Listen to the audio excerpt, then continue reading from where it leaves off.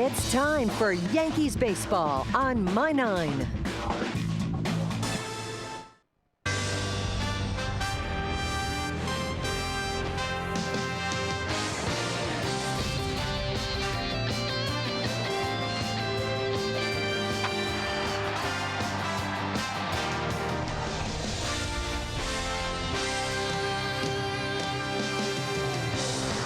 A bucolic view of Yankee Stadium here in the Bronx. Another big crowd is expected as the Yankees take on the Toronto Blue Jays. Some Mark Teixeira fans, different way to wear that shirt.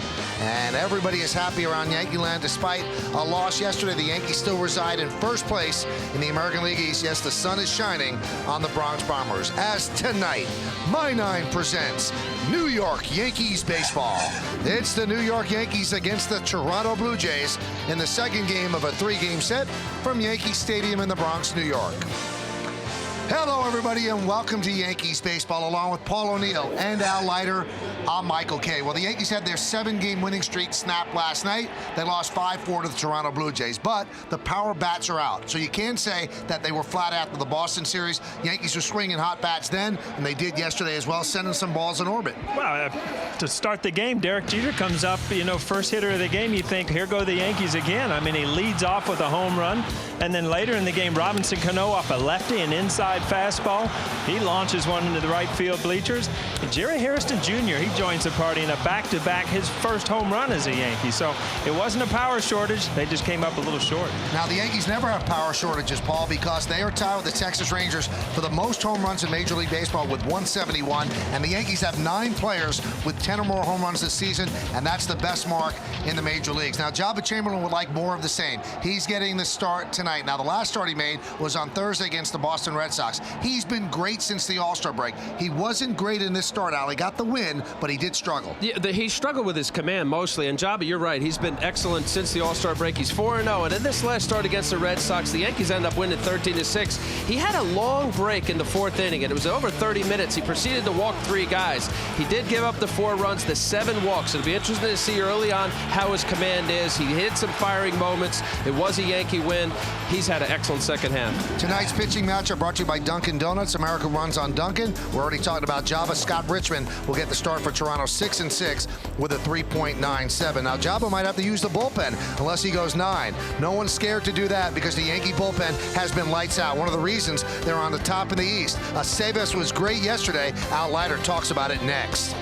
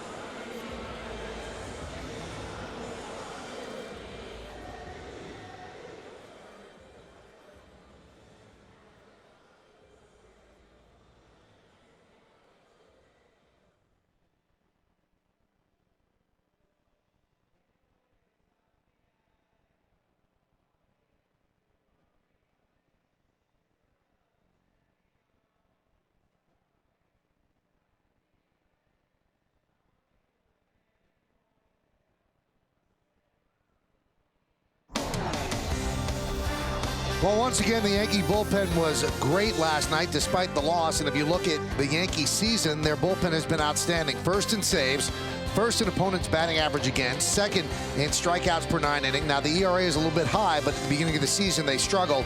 Last night, it was about Alfredo Aceves. Hi, everybody, and welcome back to Yankees Baseball on My 9. That's Al Leiter. I'm Michael Kay, and Paul O'Neill will rejoin us in just a moment. Aceves has been the rock that really has solidified this bullpen. Yes, Mariano's been important. Phil Hughes has been important, but Aceves can be used in so many different roles. And I think that is the attraction to what he's been able to bring to this team. And I know Joe Girardi and Dave Island, they've been able to really use that versatility and really allow the other guys, and you saw the great numbers of the bullpen, to have Phil Hughes and Phil Koch fill in the role of maybe leading up as the consistent bridge to Mariano. What he did last night, 4 innings, has really shown that he's able to be an 8th inning guy, 7th, or as he did last night, coming in Sergio Mitre and eat up 4 innings. This is a very important aspect of any bullpen to have a guy with his versatility. When we come back, lineups, first pitch, baseball, Yankees and the Blue Jays coming up next right here on My 9.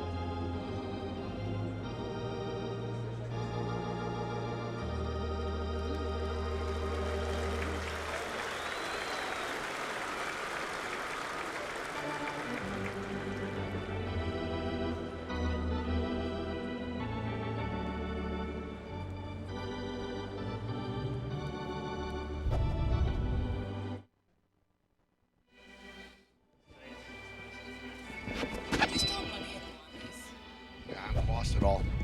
I heard it shut down on the west side. Mine's on the east side. Yeah. Somebody told me that the other day.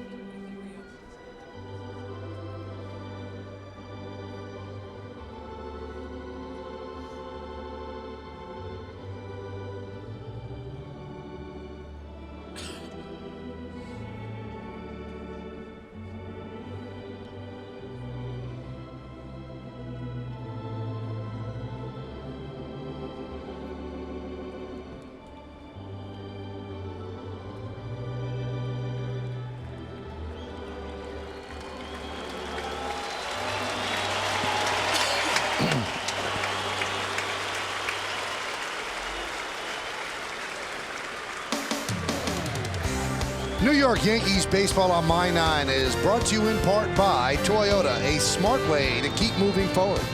Men's Warehouse, you're going to like the way you look. And by your Tri-State Ford dealers. Beautiful night here in New York City. A great day for a baseball game, and that's just what we're going to give you. The Yankees against the Blue Jays. Yankees have taken the field. Jabba Chamberlain now walking out to the mound. Another big crowd is expected here in the Bronx. So as Jabba begins his warm-up procedure, let's take a look at the Blue Jays starting lineup that he's going to face. And it's brought to you by HSBC, the world's local bank. Marco Scudero, the shortstop, will lead off. Batting second and playing second is Aaron Hill, since July 21st, a .325 hitter. Adam Lynn's in left field. He's going to bat third. Batting fifth, or checking. Batting fourth and playing first base, Lyle Overbay. The number 5 hitter is the center fielder, Vernon Wells. Randy Ruiz, where do you see the numbers this guy had down at AAA? Just called up. He's going to DH. He'll bat 6th. Batting 7th and playing third base, Edwin Encarnacion. Rod Barajas will catch. He's going to bat 8th. And batting 9th and playing right field, Joe England. And on the mound for the Yankees, 23-year-old Jabba Chamberlain. He'll be making his 22nd start of the year.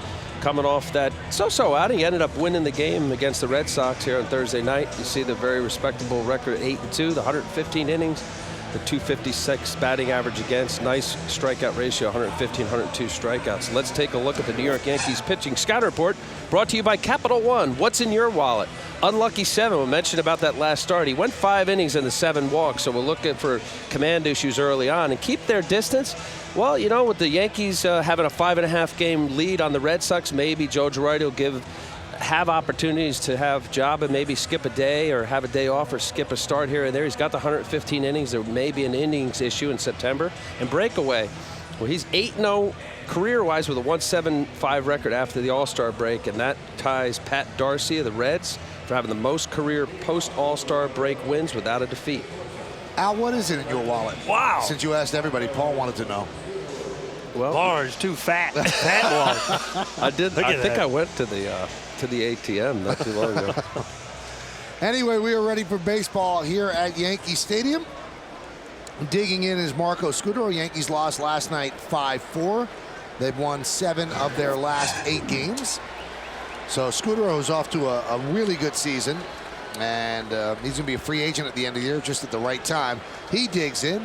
Jabba Chamberlain is ready, and let's do it here in the Bronx as Chamberlain deals a fastball strike, and we are underway.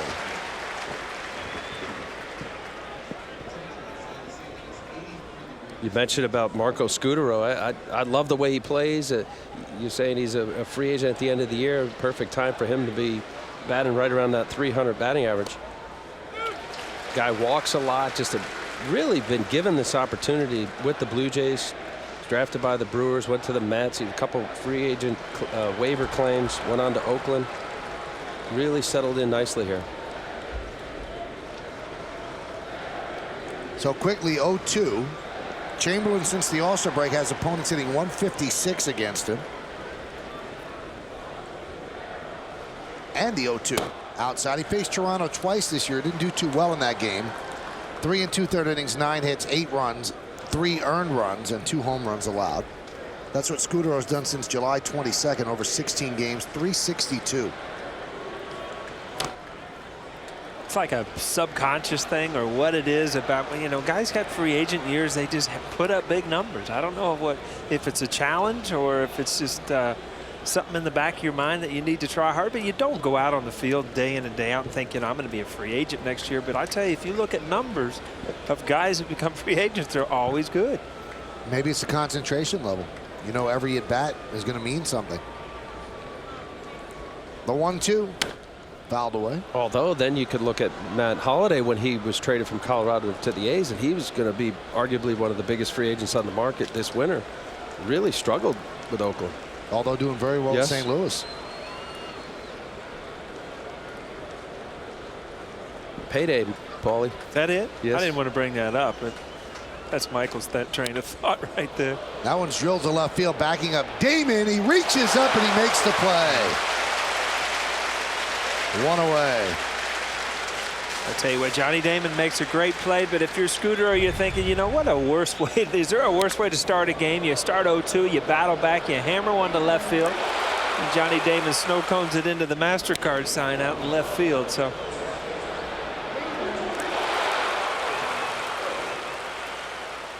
the good thing there is Johnny Damon got his body in a position where, being a left-hander, you know, he got full extension there, came up with the ball.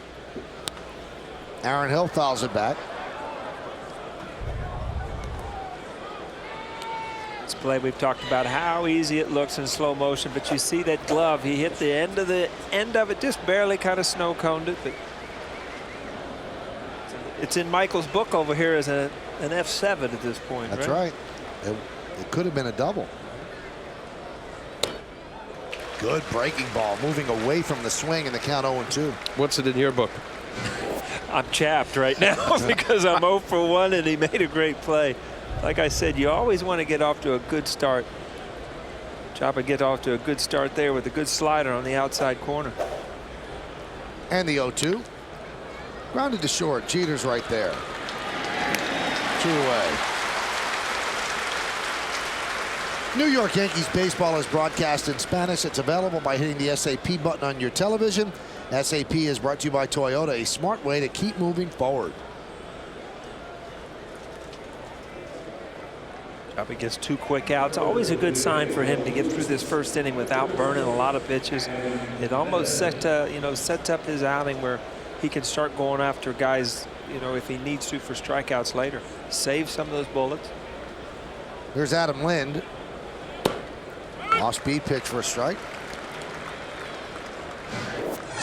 Well, in the first inning, he's been a bugaboo for Jabba this year. He's given up 13 runs in the 20 and a third innings he's started. Over a 5 ERA, first inning ERA.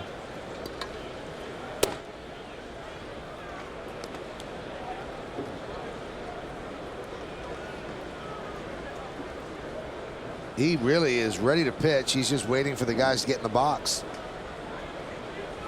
1-1.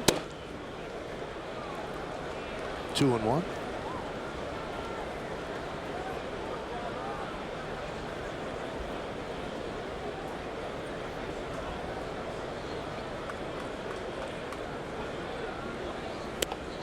Joe Girardi getting tight with his pitchers there.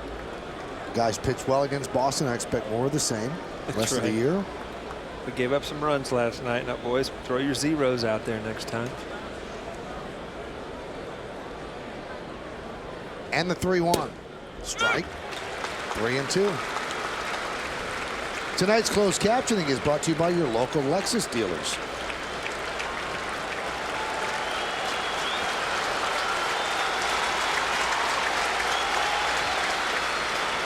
And the 3-2.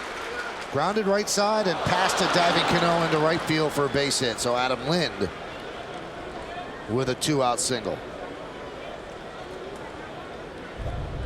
A couple guys in this lineup, Adam Lind, Aaron Hill, they're still pretty good players, good hitters. And gets in a fastball count. First inning, Jabba challenges him. Bobby full out, just can't come up with it.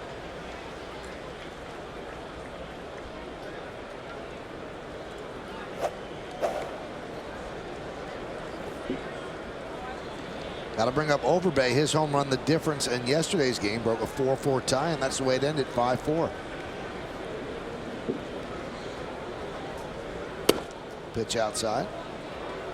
Once in a while, you see one of those home runs that kind of, you kind of raise your eyebrows and go, wow, that guy's got big pop. And yesterday was one of those home runs. Overbay hit the back wall, the sharper image sign out there, which I haven't seen hit in batting practice or a game yet. So.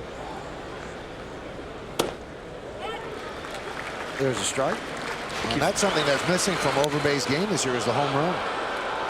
See, that's over the bullpen off the sign. Now, did that used to kind of raise your attention as a pitcher when, I mean, you're going to give up home runs, but, when it's in the first row, did it make a difference with the guy hitting 500 feet? Oh, wow. I'd rather give up 500 footers. Really? Oh, absolutely. Proud about those? Yeah. It's there was nothing about it. You knew it was a home run. The little wall burner, right, just barely going over. That's the... So you'd rather get blown out 15-0 than lose 2-1? No, I'd rather give up a home run middle of the bleachers than just one going over the wall. All right. I'd rather give up a rocket single than a broken bat single. Those hard throwers feel like they were part of that distance. No, just then it wasn't a cheapie. It was a mistake. I guarantee it was a mistake to hit it that far. And they deserved it. 2-1. Fouled away. What felt better, a line drive out that Johnny Damon just grabbed or a broken bat single? Well, it looks better on the baseball card. That broken bat single, yeah. Nobody wants to hear how many that you hit hard and got caught, believe me.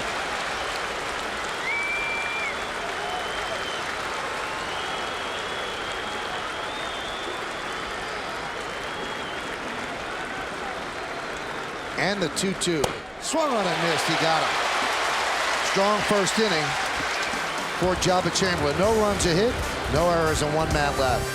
Well, Overbay strikes out to end it, and Johnny Damon makes a play. And where he makes the play, right there in front of that sign, priceless. Yankees coming to bat.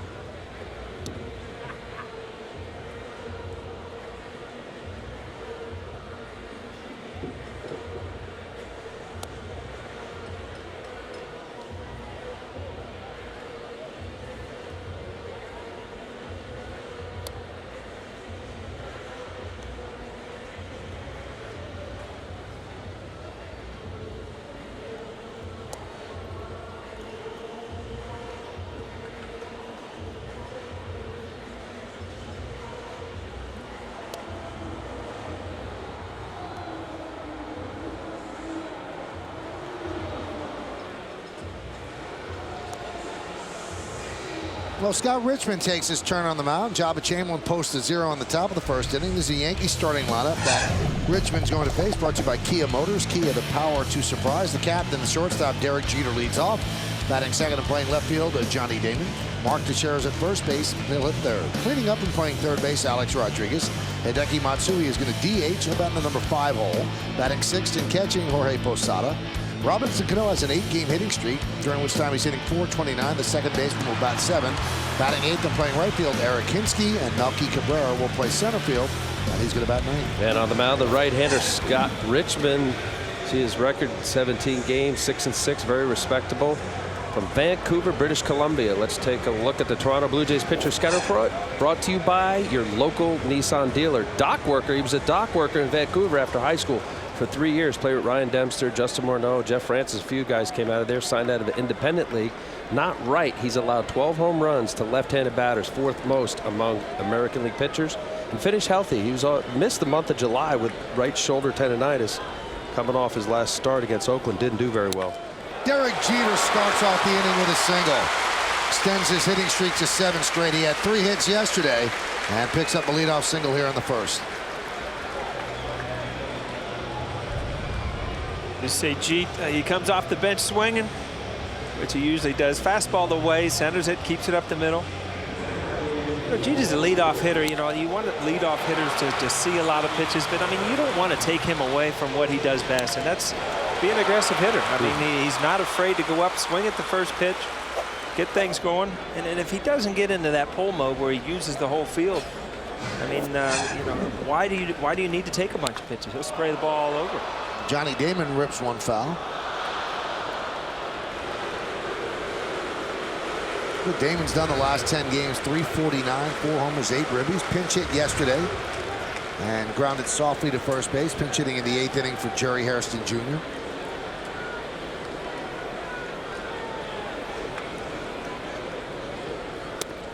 Well, there was some talking about whether Jeter should be the leadoff batter this year. You know, they flip-flopped he and Damon.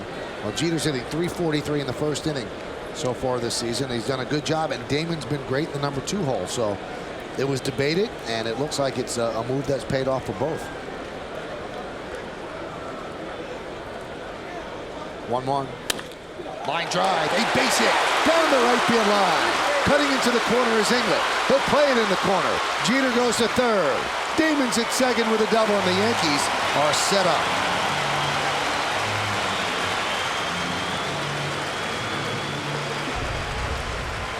Again, Mitch Richmond comes, or Richmond gets out of the bullpen, doesn't know what kind of stuff he has. Jeet lines one up the middle. Johnny Damon lines one down the right field line.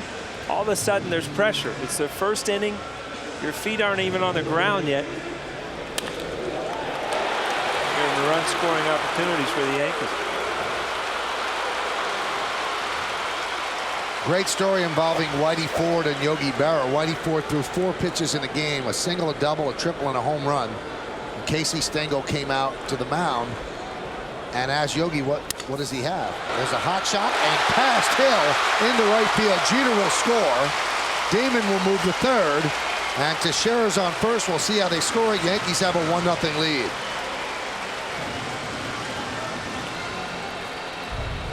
Well, this is a hot smash right here. Paul mentioned they're jumping early, not just fastballs. That's another slider. That just ate up Aaron Hill. Pretty good second baseman. Let's see if he just outpowered him. See, trying to get to the side there, ended up ruling it a hit. Anyway, Casey Stengel, the Yankee manager, comes out and asks Yogi Berra on the mound, well, what type of stuff does he have? Yogi said, I don't know, I haven't caught anything yet. So Rod Barajas is feeling that way as well. I think he's caught 1 pitch because Damon, I just took the second pitch. He lined one, took the second pitch, and then got a hit. Here's Alex Rodriguez. Pitch is high.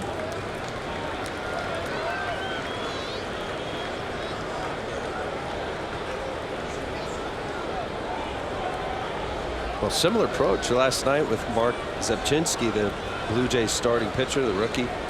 Started out quickly, down 1-0 with Derek Jeter's home run. There's a strike. And Paul, is that part of the scout report that goes into Kevin Long and knowing the pitcher as to whether there's strikes and overpowering, you want to work them? Is this certain pitchers will get ahead, not lay pitches in there, but is that part of the element as to whether you be more aggressive or stay in your game? Absolutely. I mean, if you've got a guy who's around the plate, you're going to go up aggressively. If you got a guy that walks a lot, obviously you'll sit back and then let him dig a big enough hole for himself. So, a veteran team, I think it's very important for teams to come in here and throw strikes. I mean, if you try to pitch around guys in the Yankee lineup, you're just going to continue to be in bad counts and walk people until they put up big numbers.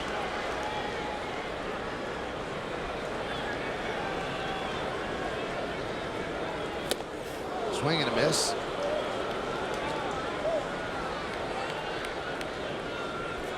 And just impressed me, Al, because I thought that after Zipchinski left the mound yesterday, you wouldn't say his name again all year. If you I was about the same thing. To throw that out on the night after? Yeah, didn't have to, and pulled it out of his hat. That was unbelievable. I'll tell you what, I knew you were. Zipchinski. Yeah, whatever.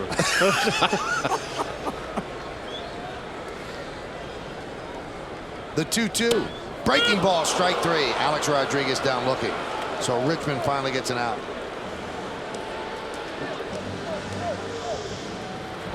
The Alex Rodriguez, after Richmond's given up a few hits, he gets up, he gets behind, but there he comes back with a slider. A couple fastballs in. That's the pitch Alex could have handled. All of a sudden, got a little big bit. I mean, I don't know if he's throwing two depths to that slider, but that kind of almost was a curveball there, right on the outside corner. That was a curveball. That was his first curveball tonight, and it's a very good one. See the 12-6, the rotation from the 12 o'clock hand down to 6 o'clock. See the release on that pitch. He had his throw that knuckle curve. If we can see that again, you'll see that's almost a la Mike Mussina back in the day. And I think Burnett actually throws his curveball that way. Spike curveball. Matsui swings and misses. And you can't see this as a hitter very often, but you'll see right that knuckle up on the ball. Allows that pitcher to really pull the seam down. Get that good breaker.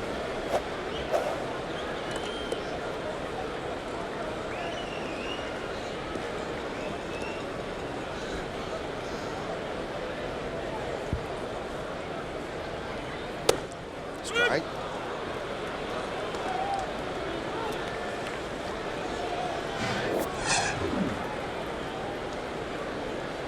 Look what he does against Toronto this season. .455.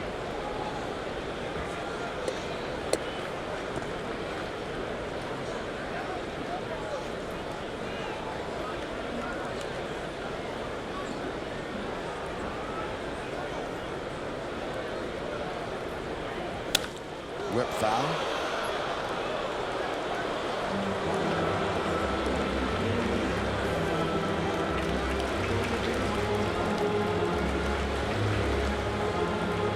The big at bats, Al. You as a pitcher, you think if any way I could try to save that run, and Matsui's trying to throw a big number up in the first inning.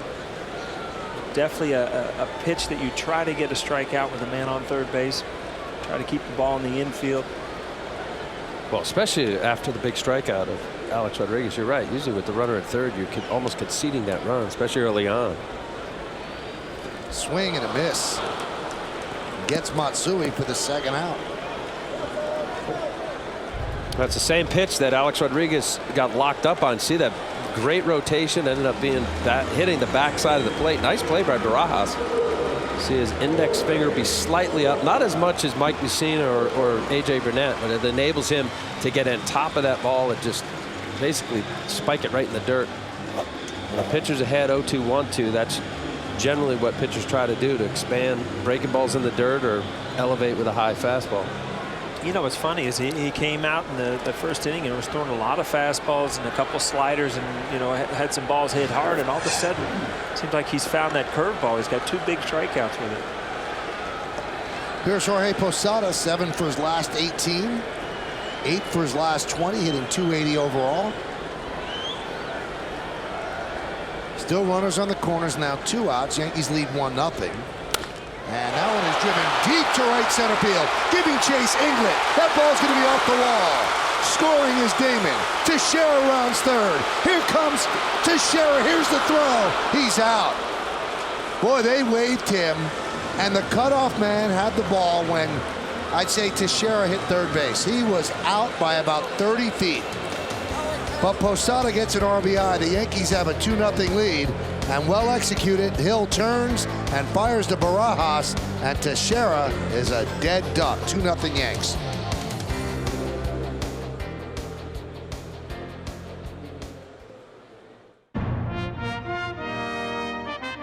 After 86 years at the same address, greatness has a new home.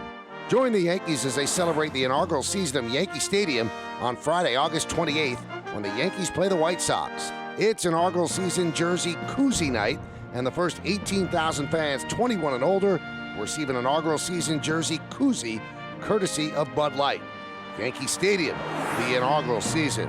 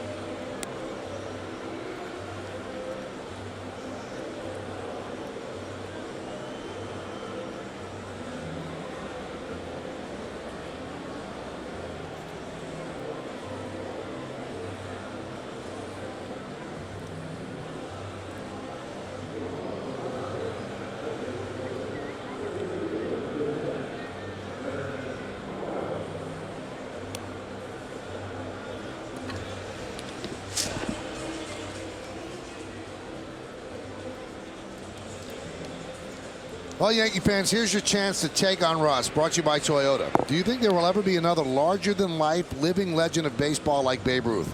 What do you think? Go to my9tv.com to blog or email us a video with your thoughts. It's Take on Russ, brought to you by Toyota, a smart way to keep moving forward. That was scored a double for Posada, an RBI, and Teixeira's out 8-4-2. Robbie Thompson, the Yankee third base coach, is a gambler, and he does send people, but that didn't even seem like a gamble. That seemed ill-advised because he was out by so much. Well, and also, too, you have Scott Richmond, their pitcher, that's scrambling early on. And I always thought that was a big, big helpful scenario where you're giving up, especially you are able to walk off the field as a pitcher on a rocket off the right center field wall. You know, let him work, even if it was just 3 or 4 or 5 more pitches to Cano and there was an out. You know, just it would feel much more difficult to get out of the inning. Vernon Wells takes a pitch outside, now 2-0. Well, I think consistency is the big thing. I mean, and Robbie is very aggressive, and as runners, you know that. And you know, I think you'll steal more runs making outs at the plate than you'll give up. You know, a lot of exchange problems, bad short hops. I mean, if he short hops this, you never know. And Teixeira, obviously not the speediest guy. Another foot or two, and that ball goes off the chest protector. But over the course of the year, the more times that you gamble against the defense, I think you'll steal more runs. I agree, and I think the aggressive. You don't want to take away that. If that's his MO, Robbie Thompson, third base coach, that's fine. I mean, that you mentioned as being consistent. I just know as the pitcher there, you are so grateful that you're able to walk off the field after that. Vernon Wells with a high fly ball. And Melky Cabrera puts it away. You know, that trivia question's an interesting thought. What do you think, Michael? I mean, baseball's in a different area. They're definitely superstars, but will there ever be a beloved one like in Babe Ruth? Was it just the time? I think the timing was perfect, coming away from the Black Sox scandal, the Great Depression, all of that. You know, the country was down, and I think he was larger than life. I just don't think that could happen again. Never. How about just allow him to be Babe Ruth? Eat hot dogs and have a beer and not worry about blogs and websites that are trying to bring down their stars and their heroes. Never. Yeah, Babe would have been on YouTube a lot. Here's the kid, Randy Ruiz. You look at his numbers at AAA. 320, 42 doubles, 25 homers, 106 runs batted in, 70 extra base hits. And he does tend to strike out, so he strikes out against Jabba. Well, we saw 3 pitches in his first big league at bat. So how about 96 down and away, cutting.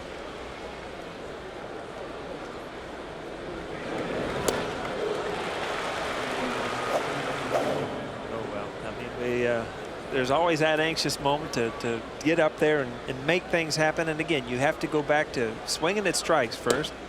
And then you got to try to get a little bit of matchup where Jabba's not throwing 96 on the outside corner.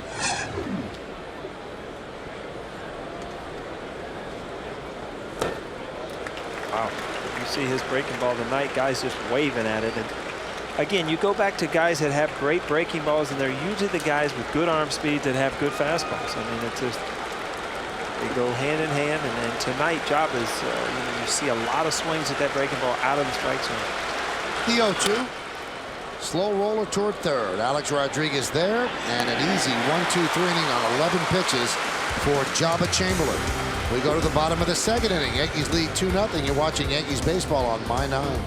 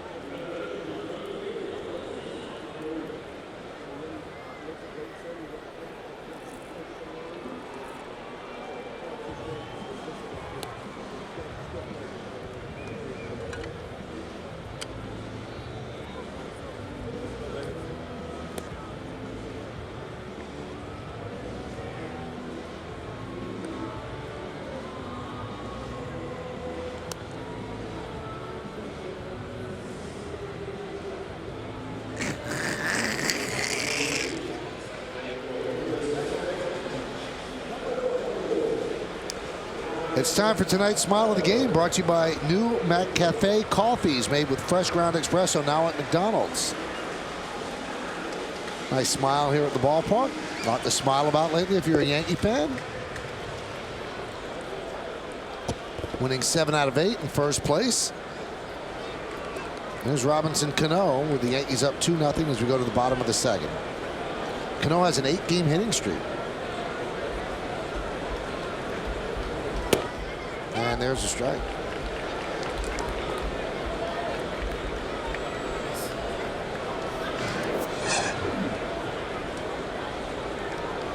During that streak, hitting .429.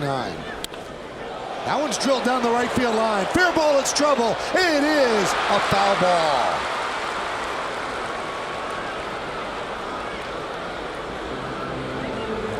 When a hitter hits a ball like that and it goes foul, you think that's my chance. You know, that's about as well as I'm going to hit it. You know what? It is a natural thing to think, you know, you get 1 or 2 pitches at bat, and I just missed one. I drilled it down the line, and I tell you, you just hold your breath as soon as you hit that ball because you know it's going to be close. Such a disappointment, believe me, when it hits a foot foul. Yeah. I feel for you. I feel my pain, huh? No, I'll tell you, Michael, as a pitcher, you're saying, okay, I didn't see the location there, but if it was a mistake, you feel like, okay, I'm gonna make a better pitch here. I got lucky there. And the 0-2 fouled away. Showed those numbers on Robinson Cano last night was a perfect example. Here's the location on the slider coming in. Oh, pretty good pitch.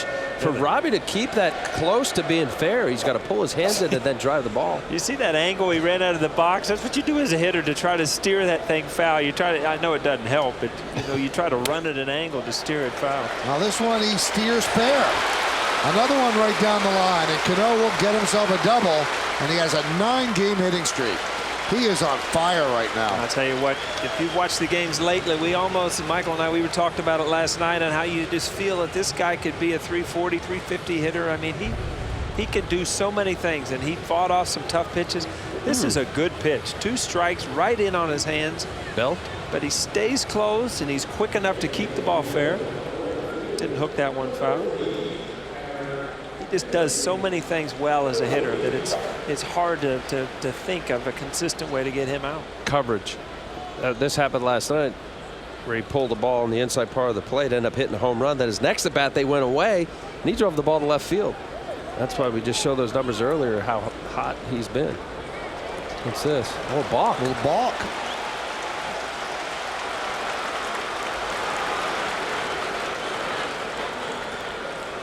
Paul Maurer. See Richmond thing, and we had timeout. Umpire said we didn't have timeout. Oh yeah, he started and stopped. Can't do that unless he stepped off the rubber. Pitcher's rubber. Bill Gaston trying to. I mean, he got thrown out in the 3rd inning last night early for just asking about a ball and a strike. He's kind of gun shy tonight. Eric Hinske takes strike. Now the Blue Jays have the infield in on the right side. They have the 3rd baseman in, and Scudero was kind of halfway, hedging his bet.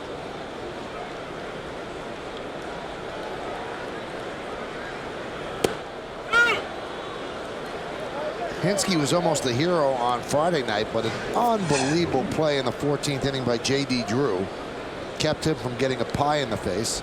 I'll tell you what, that in the situation there where a base hit beats you, that's one of the better plays I've seen this year. And J.D. Drew, I don't know, you'll ask him, but sometimes as an outfielder you get in a position and you all out lunge, and whether you catch the ball or the ball actually catches you, it's kind of a question because you lose sight of it. We're going to take a look at it here. I mean, game on the line. Hinske hit and you just absolutely lunge and you feel that ball go into your glove and you're like, wow, how'd that happen? Hinske's asking the same thing. Hinske swings and misses.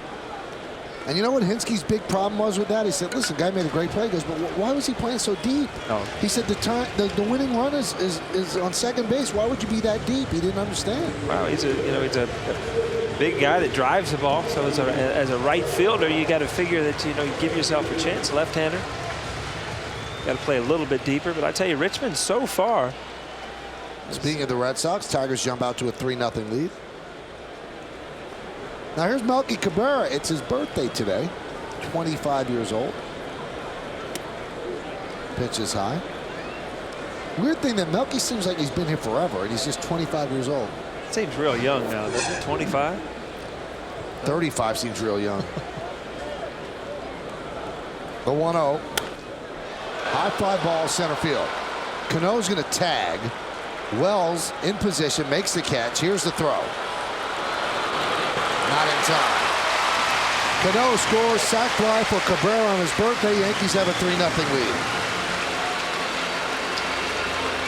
Simple things. If you're Richmond, I mean, you get the good strikeout, but then you step off, you balk, you get a guy to 3rd base, and it ends up costing you a run. But he's had more success with that curveball for strikeouts. Melky got to pitch up in the zone, as hitters will do with the man on 3rd base. Anything up in the zone is a good pitch to swing at with a man on 3rd base. It allows you to fly out, drive that run in. Well, pitcher's more than just a guy who's standing on the middle of the mound there and throwing the ball. Last night we saw it with Sergio Mitre. Had an opportunity to get out of the inning. Threw the ball away from Robinson Cano. Cost him a couple runs, an unearned run.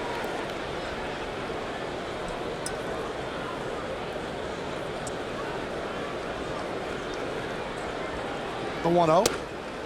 Jeter could not hold up. 1-1.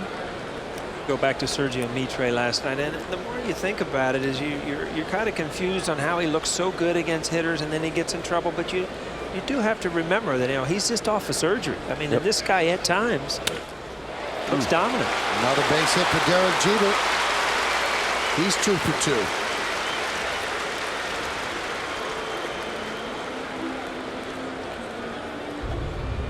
And Jeets seems to be getting on one of those rolls where he covers that ball away, looks away, looks up the middle. That's when he's at his best.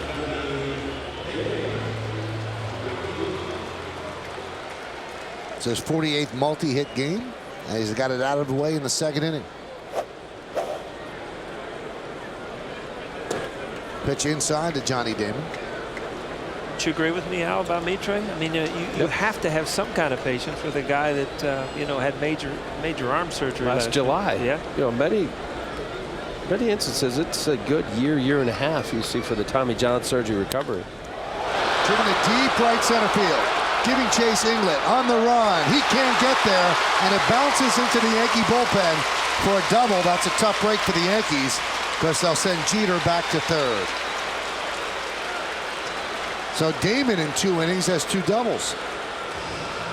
You know, every once in a while you see a rule that you think might want to be changed in baseball, and this is one of them. I mean, don't you think the umpire should have a decision? I mean, Derek Jeter's going to score on this ball, and it bounces out of the ballpark. And it ends up saving you as a pitcher over there a run. And it used to happen a lot more in the National League with AstroTurf fields. Everything would bounce out of the ballpark. But this ball right here, I mean, is with Derek Jeter's speed, he's going to score. No, I'm perfectly okay with that ball. Michael, you're going to have to get in the middle here tonight, man. I got a pitcher.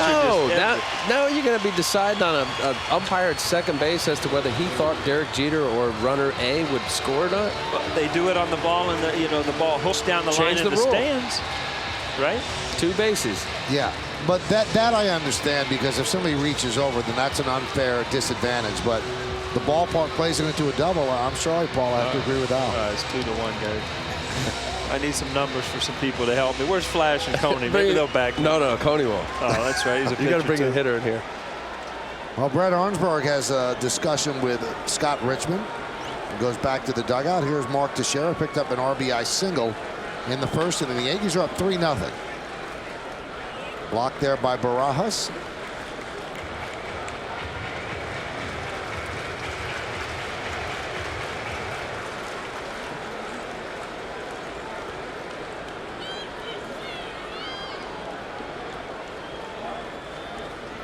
You know, we mentioned that Cito was thrown out in the 3rd inning yesterday, and I guess in the 4th inning we said really nice things about Brian Butterfield.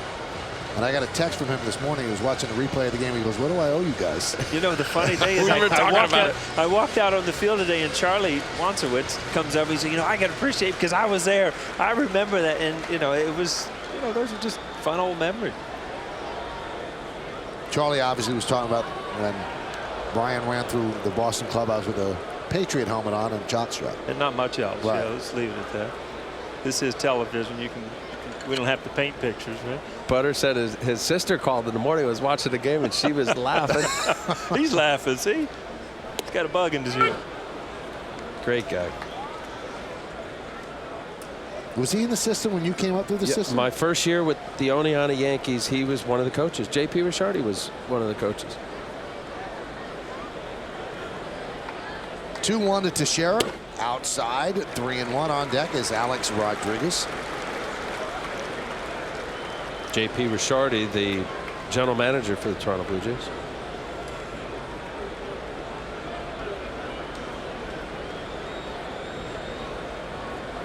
A 3-1. And now the bases are loaded for Alex Rodriguez. Now you look at this matchup in Richmond, it just, other than a couple real good curveballs where he got strikeouts, you just look at, he's below on his fastball, he's below on his slider, and it just does not look like a matchup. You know, it just looks like the Yankees are going to wait it out until they throw up a big number. Well, he's got 3 curveballs, and they've been all based on the curveball. 3 strikeouts, all on curveballs. And you're right. So far, the Yankee hitters, especially the right-handers, Jeter's shown that stay on that slider. Right now, his fastball is not enough to get by these guys. Full windup for Richmond. He can go from the stretch, but he's electing to wind up. And here's Alex. Pitch is high. Now the Blue Jays are not throwing Richmond a lifeline. They have no one up in their bullpen. And you can see Brad Arnsberg was a little chap yelling out to the mound, as Richmond is certainly not executing his pitches. 3-0. Yankees threatening to open this up right here in the second. Richmond deals. A-Rod's trying to make it 7-0. He has 17 grand slams in his career. Not enough right there to get it by Alex. 94. That might have been his best fastball so far.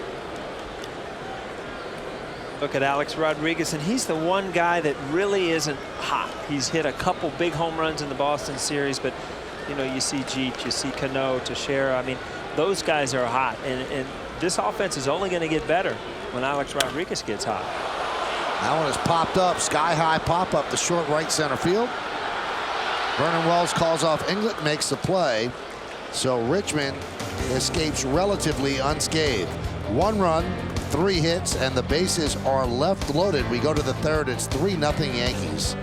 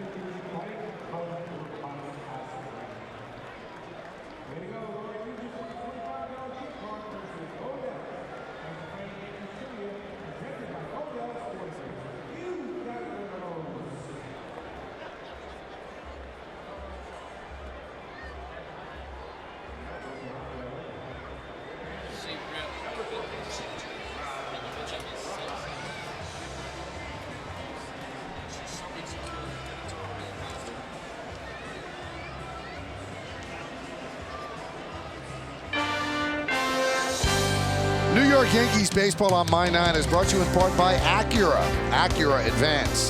Capital One Bank. What's in your wallet? And by BP. Try BP gasoline with Invigorate.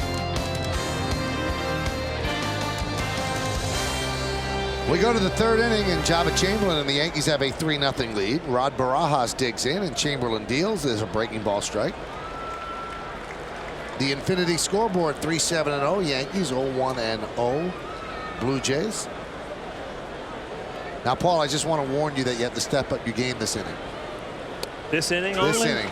Because Al decided to have himself a treat, Juji fruit. Which means you can't speak when you eat a I was going to Juji say fruit. the stuff's in your teeth the rest of the game now. Don't look at me when you speak I now. polished off 2 of them. You didn't even know it.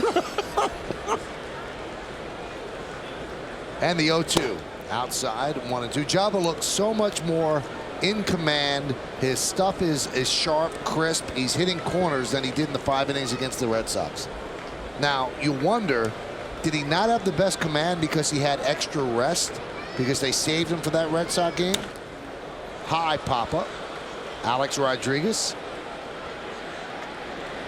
1 out. Well, stuff-wise, was he about the same, Michael? Was he? Stuff-wise was pretty good, but again, he didn't seem like he could guide it where he needed it to have to end up, and it cost him. He walked 7 batters. That's a career high in 5 innings. So, Well, it was on 8 days rest. He threw the 8 innings, 3 hits, no runs against Tampa. well, what is the 8 days? Tell me, what is the 8 days rest? You do know to a what? pitcher? More than anything else, I could tell you as I got older, I didn't mind it at all. I could use the extra day or 2, but it messes up your routine a little bit. We are starting pitchers are creatures of habit.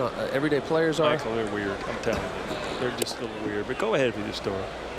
No, I put a little asterisk, right? Go ahead. Go ahead. Finish your story. All right. You can put the little weird thing somewhere in there, but it's routine, and you have to have a routine. to be consistent on the mound, you have to have a consistent routine in between your starts. So if you know you're going to have 8 days rest, what do you do then? You would get a couple extra cardio days. What I would do, I would get 2 side days. And he did. Yeah. So, but it's different from your routine. And if you're locked in as he was after the All-Star break, it could have altered a little bit. So your point, I think, is well taken. That maybe that had something to do with it. Also, feeling stronger doesn't always equate with added velocity. Normally does, but and if you told me that his stuff, because I didn't do the game, was he had greater velocity, well then he was overthrown. I don't think he had greater velocity. He had decent stuff. Okay.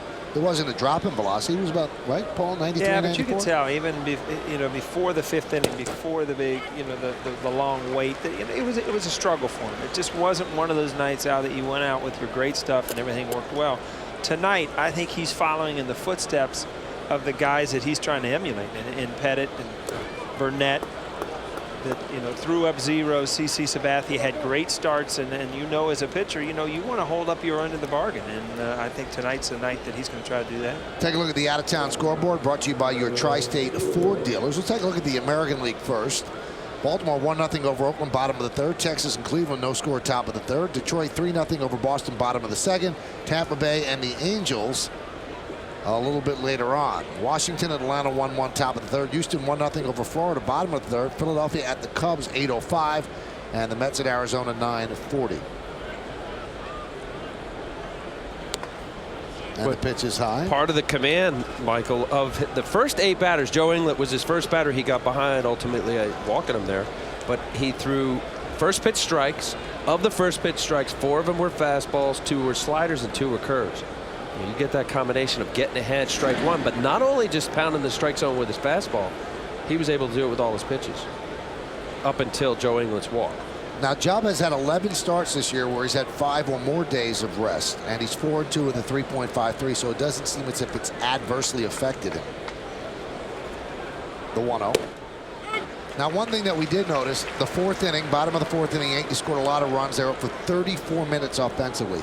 And he came out and he was completely a different pitcher. First 8 pitches out of his hands were well out of the zone.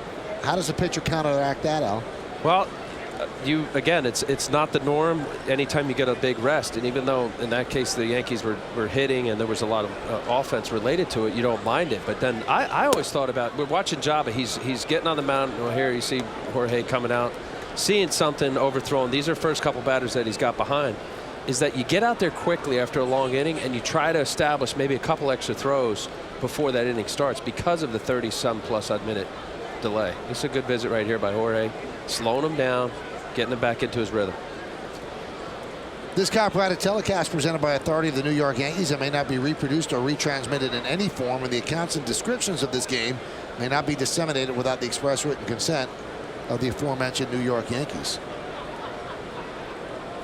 Well, we gave you the score that Detroit leads Boston 3-0, and there is a huge brawl at Fenway Park between those two teams, where Kevin Youkilis of the Red Sox actually in a full run tackled the youngster Rick Porcello from Seton Hall Prep. The last couple of games, last night's and this one, a little chippy between these two teams, with a lot of batters getting hit.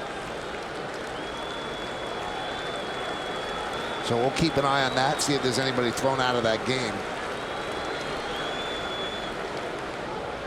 Yeah, we were watching the highlights, and it just wasn't one. I mean, it started last night, and then today it went into, a couple guys getting hit, and Youkilis has been one of those guys that teams keep coming after, and, after a while, you've had enough. I think that Leland and the pitching coach of the Red Sox, John Farrell, have been thrown out of that game. The 2-2 runner goes, fouled away.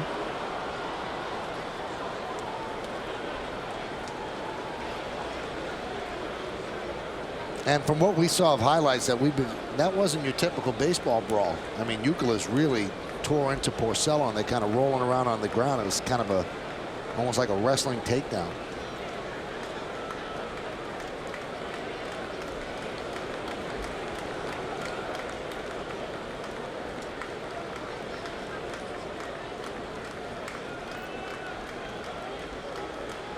The 2-2. Line drive, base hit to left field, so Marco Scutaro picks up a single. Hey, tomorrow on the Yes Network, the Yankees close out this series with the Blue Jays. Now, coverage will start at 12:30 with the Tri-State Ford pregame. Then after the postgame, don't miss Yankees on Deck for a personal tour of Robinson Cano's hometown. It all starts tomorrow at 12:30, only on Yes. Well, matinee. Right, Wednesday I'm one. I don't think matinee. I've done a day game. You still got the same energy in a day game? Oh, You all right? Tremendous. I'm Yeah? excellent in the daytime. Wake up early, ready, right to go? Good for you. I'm a morning guy. You? Not real early morning, no. Here's Aaron Hill. And there's a strike from Chamberlain. Along with Paul O'Neill and Al Leiter, I'm Michael Kay. You're watching Yankees baseball here on My 9, and we thank you for spending part of your Tuesday evening with us. It's Yankees 3, Blue Jays nothing, top of the third. Runner in scoring position here against Java. Opponents are 1 for their last 20 in those situations against Chamberlain. That's a good breaking ball, 0-2. Well, unlike the last 2 batters, Michael, he's gotten ahead here with Aaron Hill. And as you just said with his slider, he's got the hard breaking ball and slow. And Paul will attest to this as a hitter. If you get in a defensive count 0-1, now 0-2, it's awfully tough, especially against a guy like Java who's got that plus out pitch from the curveball or slider. See 1 hit in the last 20 at bats. A lot of pitchers go to what they're really comfortable as a strikeout pitch in big situations, men in scoring position. Java loves his breaking ball, and in these situations, he seems like he goes to it even more.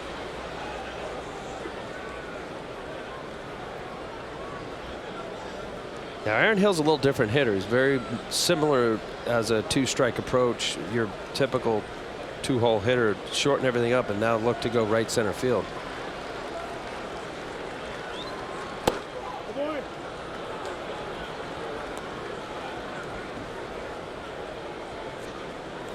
Now the count 2-2 as Posada goes out and talks with Chamberlain. Trying to get fired up there. I don't know whether that's a change the sign visit or making sure that they're on the same page. So Java rolling along till he walks the number 9 hitter Inglet. Then Scudero follows with a single. First and second now, 1 out, 2-2 count on Aaron Hill. And the pitch. Grounded left side, fielded by A-Rod. He flips to second for 1. That's all they'll get. That's a dangerous play because it has no oomph behind it, and it takes a long time to get to Cano, but they did get the force on Scudero. You're right, Michael, but as a third baseman, you see you're moving so far to your left to make this play. It's hard to open up. You know, he continues to run with it. It's a long little shovel pass there. Ideal if he could have spun around. You'll see an infielder actually spin so that he could get close. He also bobbled it a little bit. Ooh. Close play at second. Yes, it was. Eddie Rapawano, second base umpire.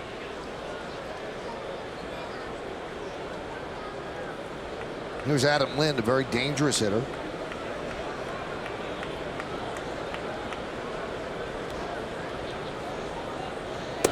And the pitch is high.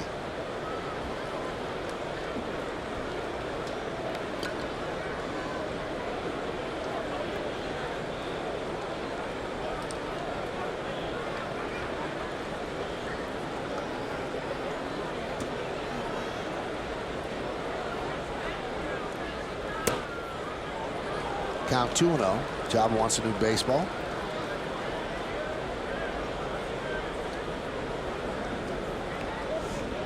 And these situations come out throughout the game, but the two out runners in scoring position, biggest outs in the game for both teams. Either you get back in the game, or a Java gets an out here, and all of a sudden you still got that 3-0 lead. Well, both Adam Lind in this lineup against Chamberlain, 4 for 8 coming into today's game. Adam Lind now 5 for 9 with a home run. And then on deck, Lyle Overbay, 429 batting average against. Java aware of that success, making sure he's making a good pitch here. The 2-0. Missed. He wanted that one. The count 3-0. You have to be careful with Lind. Cito Gaston might turn him loose on 3-0. He has 23 home runs. Number 3 hitter in the lineup.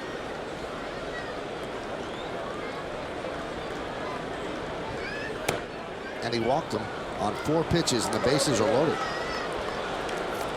So Java looking so good over the first 2, now laboring. And Dave Island wants to do some reading. Monday nights this fall, they take down the worst criminals to hit New York City. It would be a crime to miss back-to-back episodes of Law and Order: Criminal Intent. It's one of TV's best dramas. Monday nights at 8 p.m. this fall on My 9. Hear that music that went along with your read there? It's pretty good. I like that. Kind of set the scene for you. Huh? Here's Lyle Overbay with a strikeout.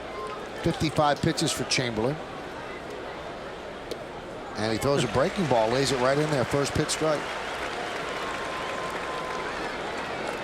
Overbay struck out in the first. You see England at third, Aaron Hill at second, and Adam Lind is at first.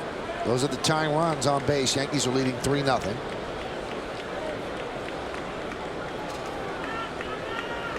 And the 0-1. 1-1.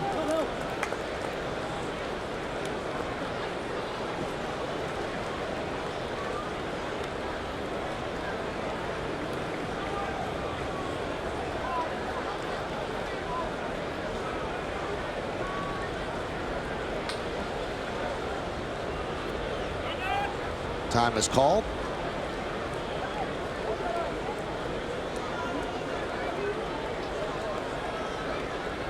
Well, there's only one Yankee reliever that's unavailable today, and that would be Alfredo Aceves, who threw 4 scoreless innings out of the pen last night. The 1-1. Check swing. And the count 2-1. Big pitch this inning in this count with the 2-1. And right now, Jabba looks like he's feeling better with his command of his off-speed pitches, curveball and slider. This is obviously a fastball count for most pitchers. Let's see if he goes again with the off-speed pitch. With the bases loaded, he doesn't want to go to 3-1. Line drive. That is a base hit off the bat of Overbay. It's going to split the outfielders. It's going to go to the wall, and in all likelihood, it's going to tie the game. Here comes Lind. Here's the throw. Lind's in there. It's a bases clearing double for Overbay, and the game is tied at 3.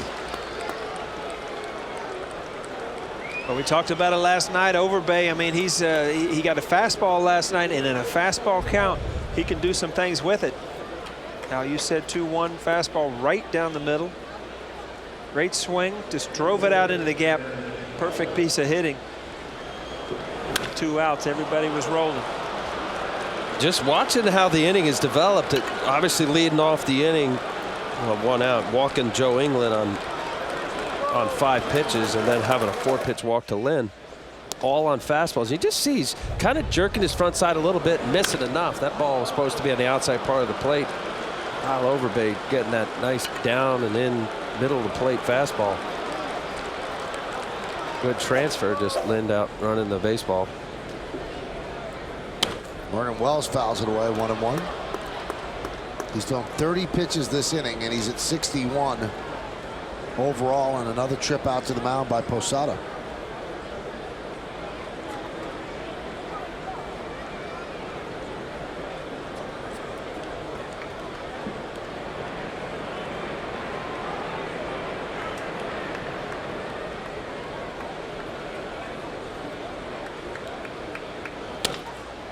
Ground ball to short. Jeter charges, and he guts Wells for the final out of the 3rd. But Java Chamberlain gives the lead back. They score 3 runs on 2 hits and 1 man left. We played 2.5. It's a 3-3 game on My 9.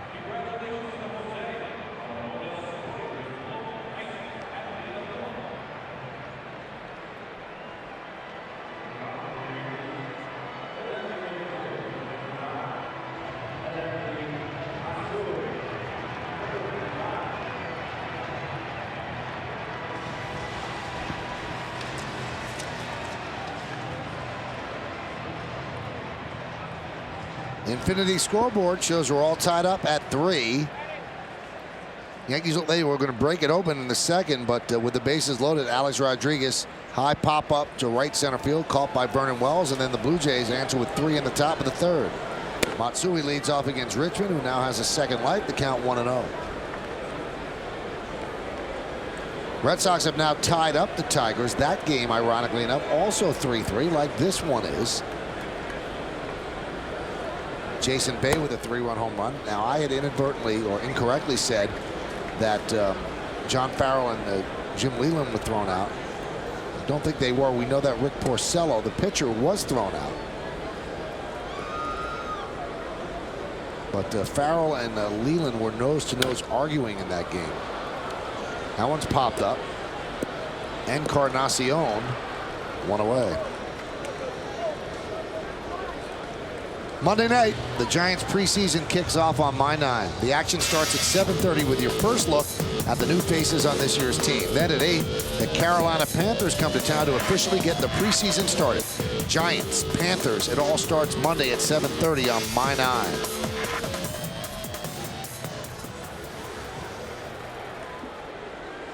Nice beat up Giants hat. Old school MY.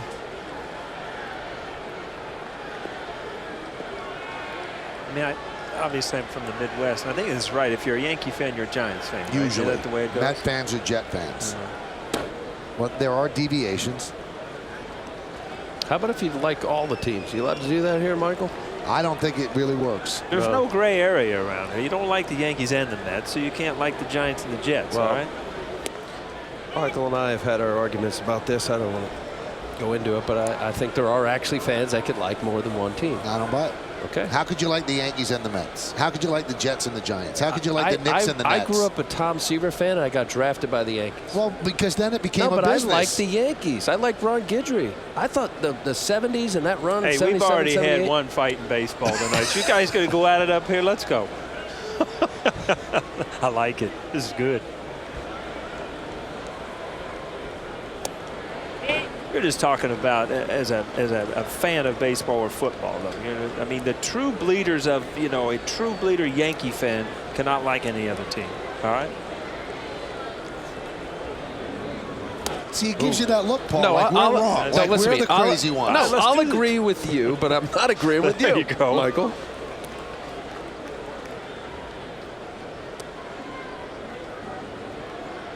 You mean to tell me that this year, okay, it looks like if everything continues to go well, the Yankees are going to make the playoffs. And if everything continues to go the way it's going, the Mets are not going to make the playoffs. You mean to tell me that Met fans are going to be rooting for the Yankees in October? You mean to tell me that? If I were 9 or 10 or 11 or 12 years old in that little window, yeah, I could do that. I don't know about as an adult. That's weak. Fan of the sport. 3-2. Swung on and missed, and Posada down on strikes.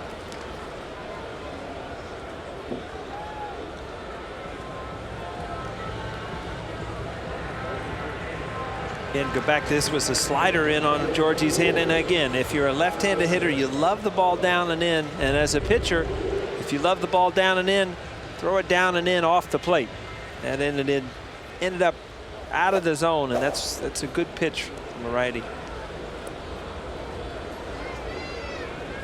Here's Cano. He picked up a double in the second inning.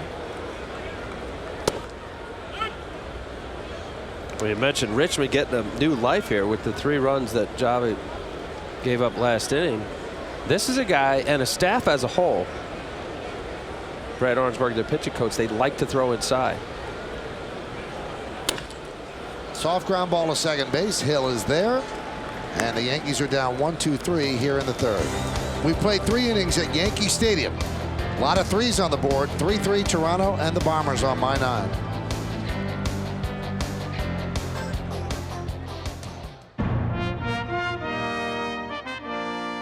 After 86 years at the same address, greatness has a new home.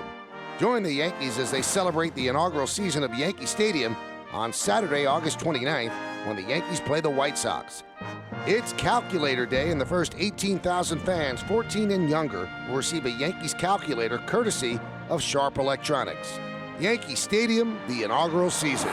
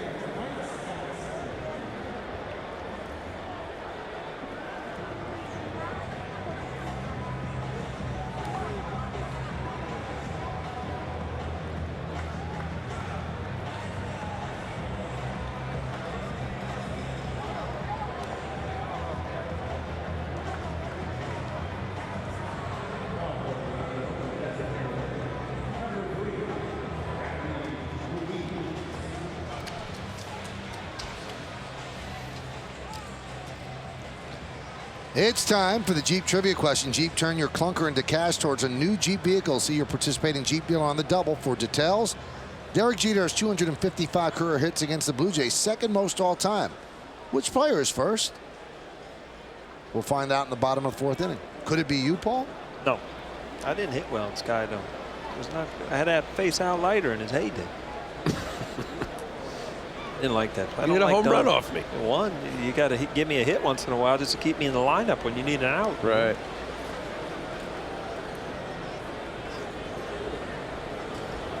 Here's Randy Ruiz, who struck out on 3 pitches, called up today from AAA Las Vegas. And fouled away.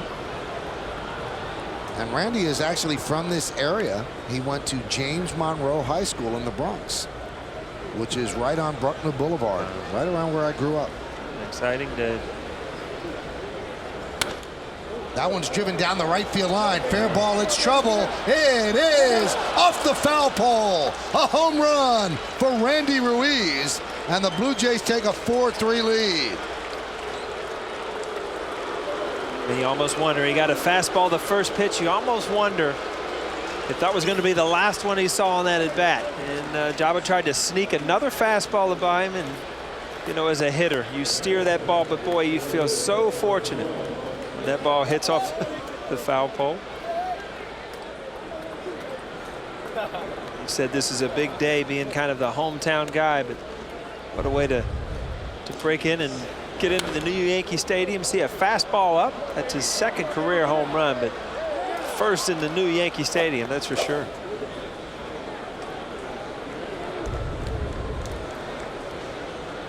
Cat slicing, and hit off the screen.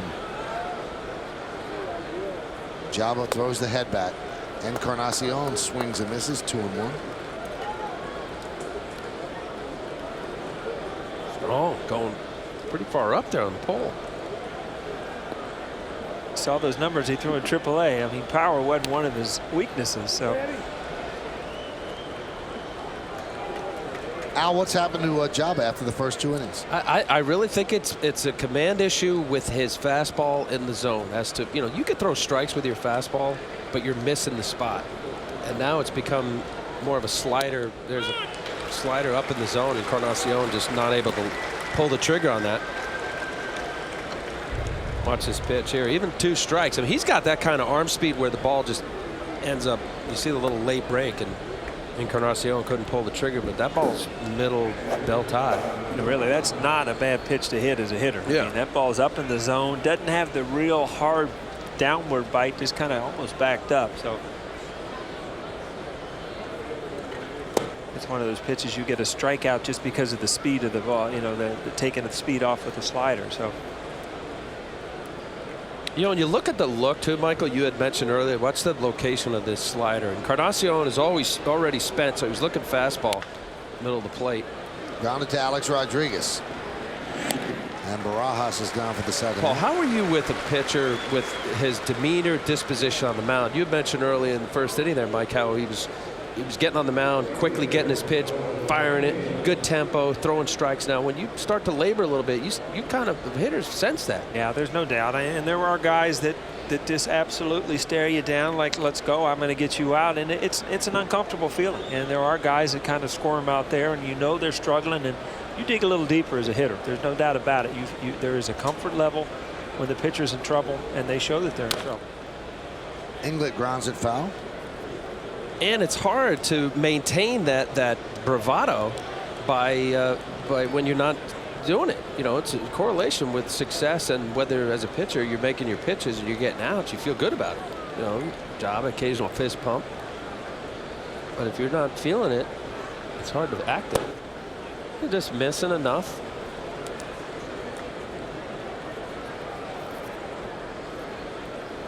Or you just back off and you just got plenty of stuff, certainly.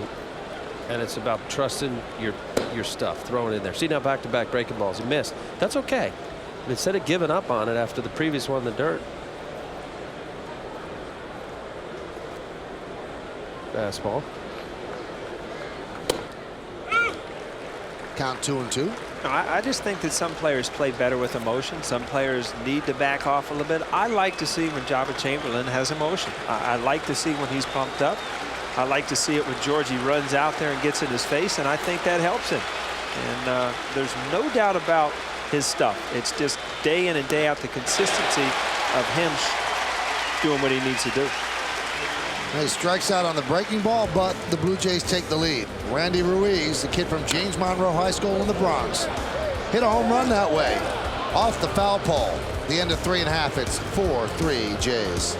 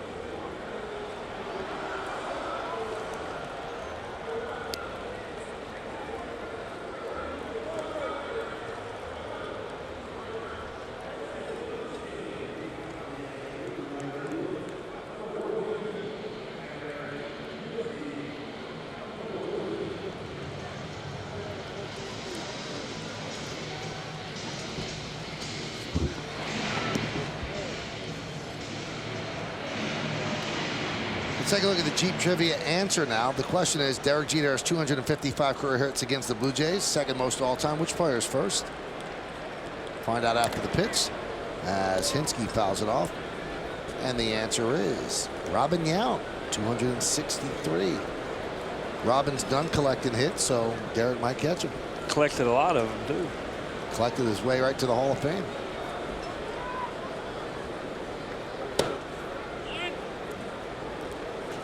Count 1-1.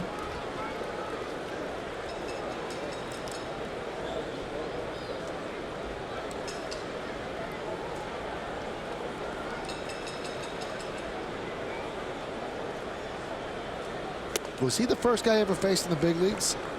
Paul Molitor. Paul Molitor was. Yes. And then Yount was later on in the inning? Probably third or fourth, or maybe third. And you struck him out, didn't you? Yes. Yeah. My first 6 outs were. I like it. Nothing wrong with that. Young fella throwing about 100. You know the guys of that celebrity. Definitely went around. This is a weird at back. At Hinsky, you see during batting practice, I mean, he was a formal Blue Jay, still knows a lot of the players. This is strange, and you changed teams a few times. When you go back, it's strange to play against guys that you used to root for and be on the same team with. Well, but rookie of the year with the Blue Jays, and he's been with a couple other clubs. But yeah, you're right. I mean, you play long enough, you're gonna have friends pretty much everywhere, or teammates, especially obviously if you played more than one team. And nowadays, that's all you see. Most guys. If you think the biggest change and the biggest change in my mind in baseball these days is everybody changing teams. And in the old days, you know, guys played with the same organization their whole career. Hinske strikes out for the second time on a similar pitch as the one he struck out on in the second inning, so he's 0 for 2.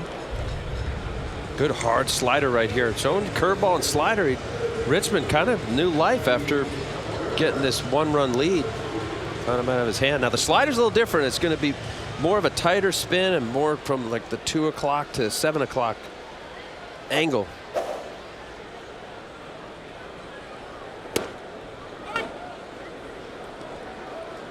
Talk about time and stuff. A lot of the little kids are thinking, you know, they've seen digital clocks their whole life. They don't understand the 12 to 6 curveball. You're right. You're right. I wasn't thinking about that.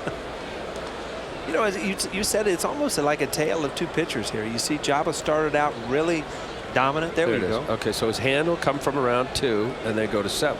Oops. See what they do when they mess with you in the truck. They don't leave the pictures up. They make you look stupid, like you're throwing playing tic-tac-toe on the board there. There you go. All right, I won't. Now hold it. But you get the idea. Freeze it. 2 o'clock to 7. And now Richmond's really dealing.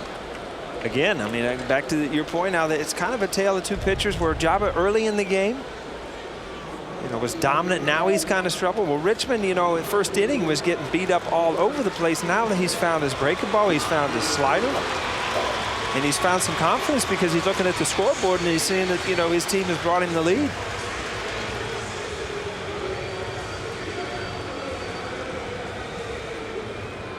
Back to the top of the lineup, and Derek Jeter, 2 for 2.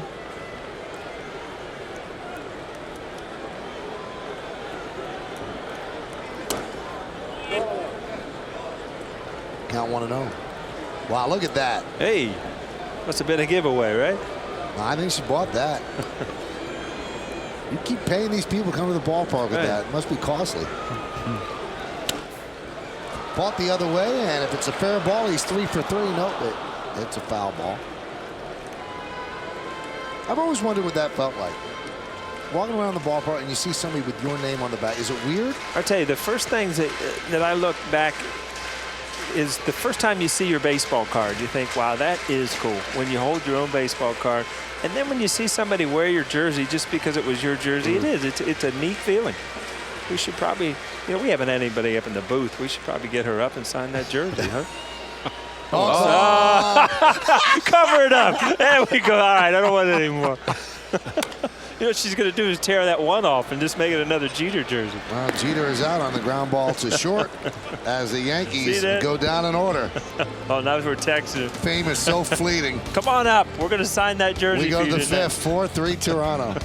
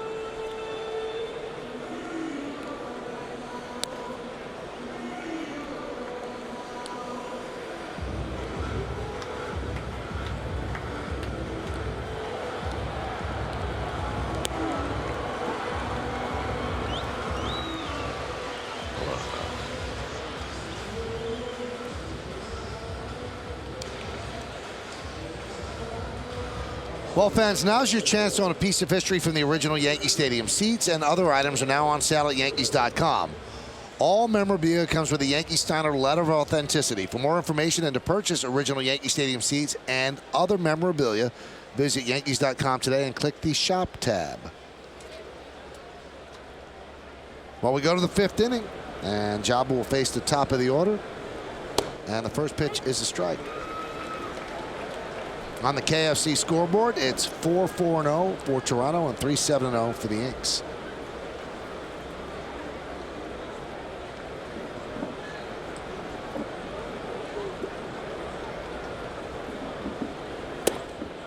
Count 1-1.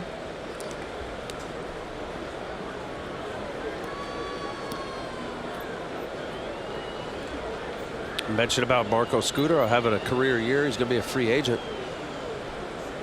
You look at this Blue Jay team, we haven't really mentioned Alex Rios is a guy that was basically let go and given away to the White Sox, albeit they picked up his contract.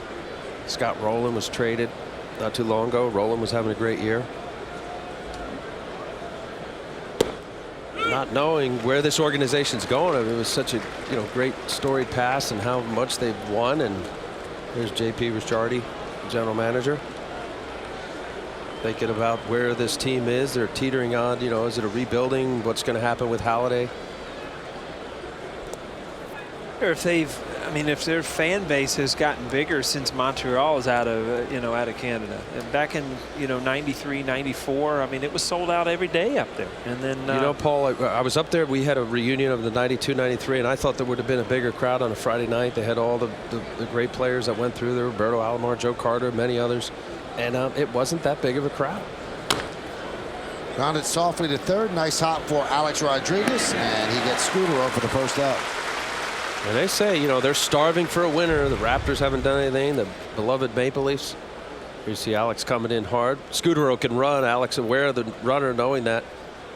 Good strong throw. I think what might be affected, Paul, is they might have a bigger television audience because it's all around Canada. But in terms of people coming to the game, I don't think that's the case. Yeah, the Rogers cable, it's comparable, I guess, what, CNN or something that big? I don't know. It's coast to across coast. the country, yeah.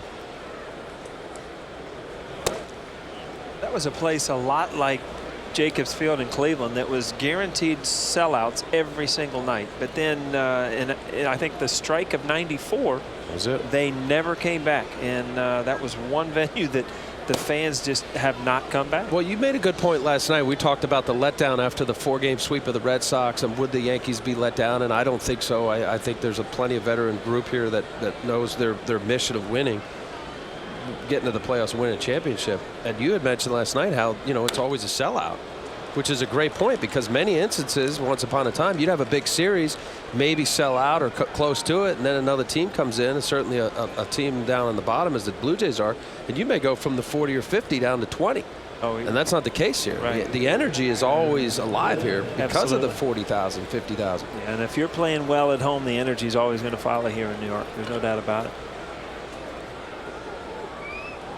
And I could tell you, just having been part of that little run with the Blue Jays, it was exciting, because that wasn't a time in baseball where people were getting 40, 50,000 a night, and they were up there. Joba's pitch count getting up there, and the throw over, chasing Hill back.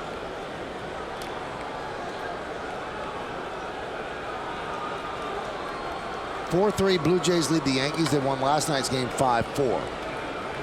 Adam Lynn 1-for-1 with a walk and a run scored.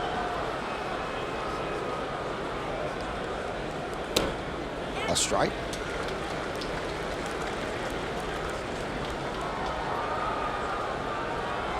Talking about core players, Adam Lind and Aaron Hill are absolutely part of their future as they move forward, trying to figure out where they'll settle in as far as the winter. Well, they pared back a lot of payroll and getting rid of Rios.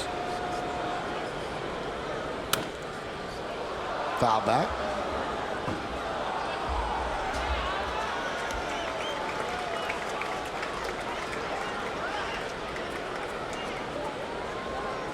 You mentioned last night, Paul, that you were surprised that Roy Halladay is still a Blue Jay uniform.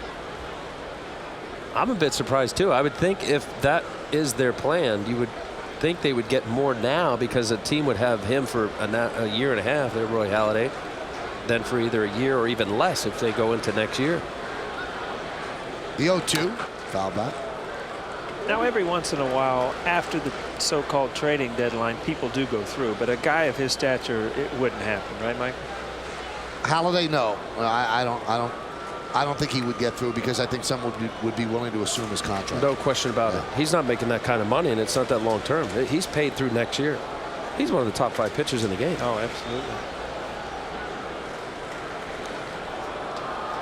He might be the best. And the 0-2.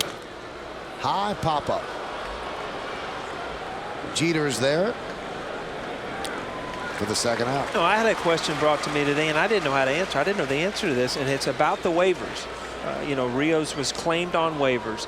Now, is there an order where the teams go through in order to claim him? Yes. From worst record to best. In your league, if it goes through your whole league, then it goes to the worst. In this case, it would go to the American League all the way up through, and then it would go to the National League. Okay. And once he's claimed, then the club could say, no, we'll keep him, let's work a deal. And there's a 48-hour window. Or they say, fine, here, take him. Which the lesser teams never do. So it's always late in the waivers, because it's the team that are, you know, the better teams.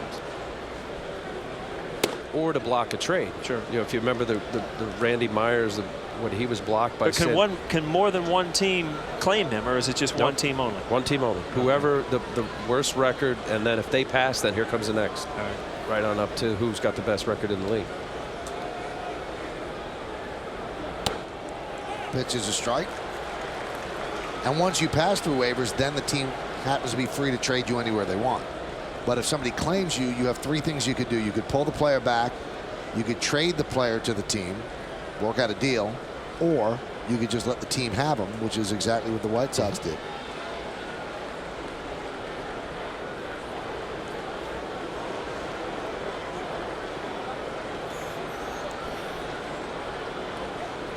And the 1-1. I thought that would happen with the White Sox. I don't think that's good for baseball. You give up a 28-year-old player, see this nasty breaking ball, in the prime of his career with 5 years left on his contract. You gave him up for nothing. And J.P. Ricciardi was saying, well, it's not a salary dump. It's just giving us financial flexibility. Well, it looks like a salary dump to me. Yeah, you almost tell them to just, here, give us a player. A player to be named later, anything. Put lipstick on the pig. I mean, make it look better. I like that one, Mike. There's a ground ball at Teixeira, steps on the bag, and that's going to do it here in the 5th. No runs a hit, and 1 man left. We're halfway through. Yankees down by 1.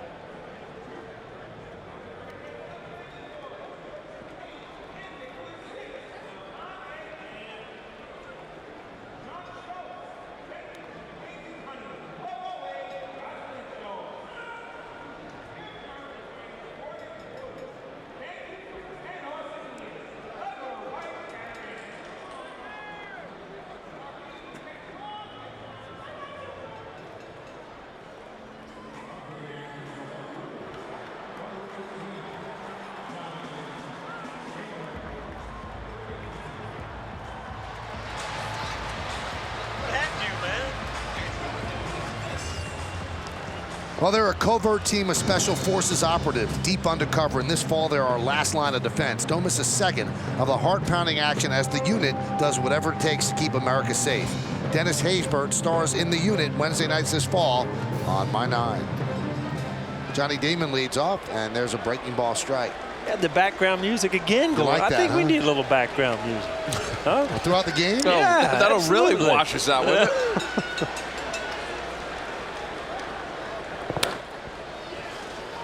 Al, how's this guy become a different pitcher in the third inning? The first 2 innings, the KFC scoreboard 4-3 Blue Jays looked like he was going to get smacked out of the park. Yes, it did. I think it's a matter of him. He was trying to figure out what was working early on. If you remember, the Jeter first pitch, Damon got a little slider for a double.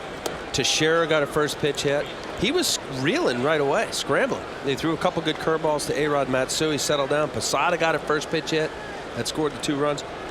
I think it was a matter of him figuring out quickly what was working, and now you just see his demeanor. Talking about disposition on the mound, he just got a little swagger about him.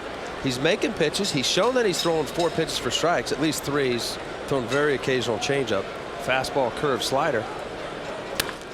That one's drilled deep to right field. Going back, Inglet at the track. Wow. He leaps, and he makes the play.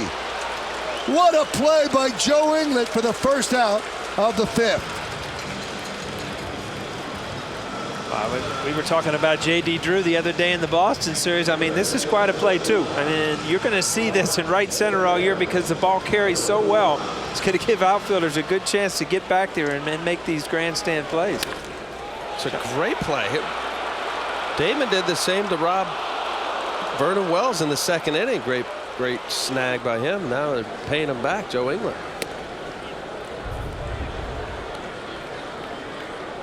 Again, it's an all-out lunge, but you see that, I mean, that was on a full run. And you talk about a pick-me-up to a pitcher, and you feel good about it as a fielder. You know that especially early in an inning where they could get a rally started, you make a big play on the first out.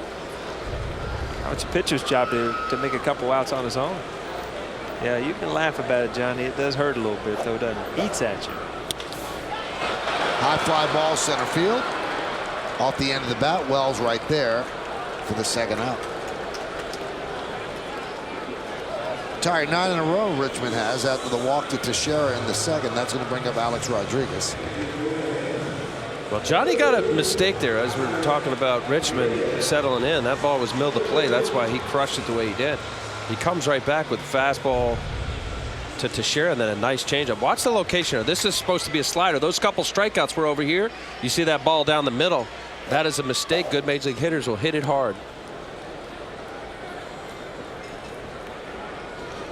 What a difference since the first 2 innings. 3 runs, 7 hits, 38 pitches. Since then, nothing, 32 pitches. And the big difference, I think when you look back, he found his curveball, then he started pitching off his curveball, and he weathered the storm. And you know, you can either give it all up and their team's out of the game, or you can battle and see what happens, and that's what's happened. And then Toronto has scored some runs, and you've gotten through that terrible time in the game, and given your, you know, now you've got some momentum, and you can go out there and try to throw up zeros.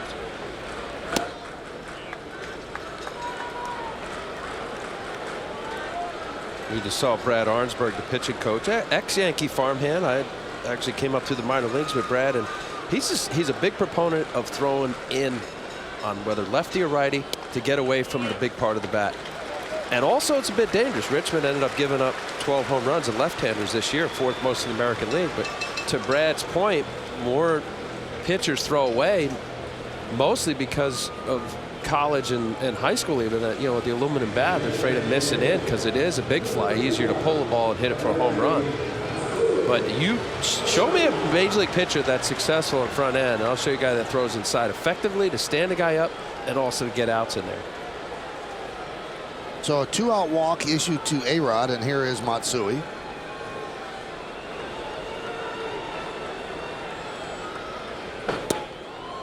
Pitch upstairs. Red Sox now lead the Tigers 4-3 on Mike Lowell's home run. That's in the top of the 4th inning. Red Sox won last night, shaved the game off the Yankee lead. Now 5.5 entering tonight. Funny, you saw Richmond just absolutely dealing. All of a sudden, some of those breaking balls are starting to hang out over the plate. Damon hit hit one to the wall. That last pitch kind of hung. It's very important if you're going to test lefties with breaking balls that you get that ball diving in off the plate. You leave it out over the plate, especially in this stadium, you're going to get hurt.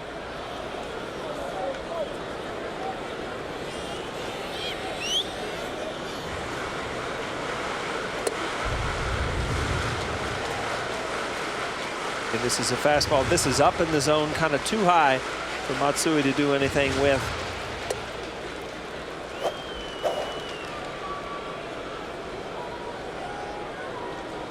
Matsui has struck out and popped to third. 7 for his last 20. There's that good breaker in off the plate. You don't get hurt there, Alan. You know that. I mean, the worst thing you're going to get is a ball. And see where this ball ends up. A lot of left-handed hitters will offer at that pitch. And to hit it hard, you got to hit it foul or you got to take it. So you're not going to get hurt as a pitcher. Now, you start hanging that ball over the middle of the plate, that's when you're asking that umpire for another one.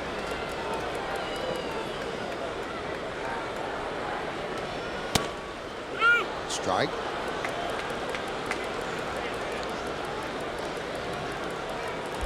Matsui didn't like this. He chased and waved and fouled off of higher than high. That ball, you don't always see that pitch. Matsui didn't like the height of it. Obviously, as a pitcher, see that was about belly button high.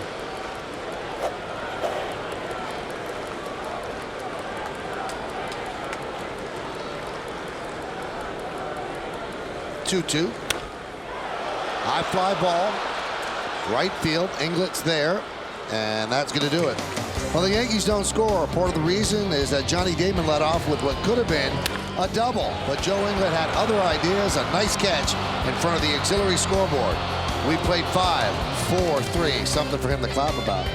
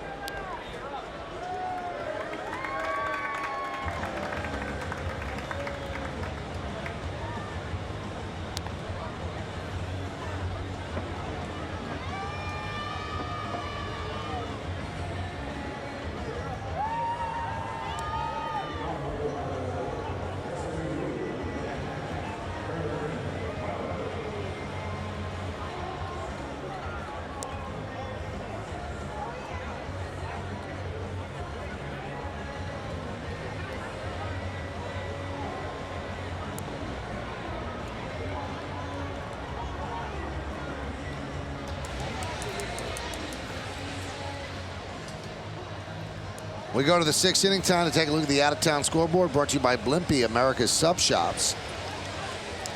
Baltimore leads Oakland 3-2, bottom of the 6th. Cleveland shutting out Texas 5-0, top 6. Boston 4-3 over Detroit. That's in the top of the 4th at Fenway. There was a brawl in that game. And Tampa Bay, the Angels, 10:05 start in the National League. 4-1 Atlanta over Washington, bottom of the 5th. Houston leading Florida 6-2, bottom of the 5th. The Cubs lead the Phillies 1-0 in the bottom of the 3rd. And the Mets and the Diamondbacks a 9:40 start. Look at that Philly score tomorrow. Pedro Martinez starts for the Phillies. They've removed Jamie Moyer out of the rotation and inserted Pedro Martinez. Vernon Wells takes a strike as we start the 6th. 94 pitches for Chamberlain. You see the Blue Jays lead 4-3.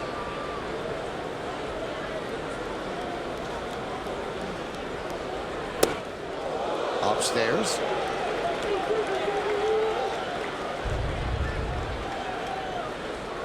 Every once in a while, as a hitter, you get a pitch that kind of gets your attention a little bit. See his reaction diving in a little bit.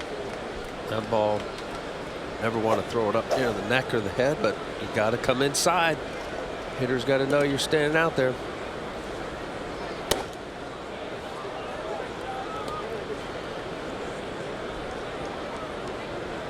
We talked about Rios being traded in quotations after he was claimed on the waiver wire. The Blue Jays would love for somebody to claim Vernon Wells because his salary has become an albatross, and certainly his production is not to the level of his salary, and he pops up the short, but no one's going to take that chance. You see this is kind of a hanging slider also, but Wells, see that reaction. Believe me, we've all been there as hitters. You get a pitch to hit and you just miss it. It's just one of those years, is, you know, it doesn't look comfortable at the plate, kind of pulling off the breaking ball. You know, he's got numbers from the past that show what type of player he could be. You know, every once in a while you get locked in an organization and it just, things aren't going well. Well, a lot of it has to do with some injuries. He has had some injury bugs, but you mentioned, Paul, 03, 33 home runs, 117 RBI.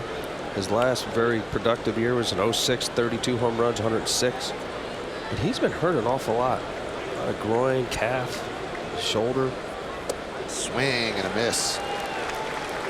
And Ruiz, who had the home run to put the Blue Jays ahead, strikes out for the second out. Again, laughed at bat. I thought he got a fastball, and you thought it might be the last fastball he sees tonight. You see him striking out on a breaking ball. And I mean, there's an old saying that, you know, guys, look at this.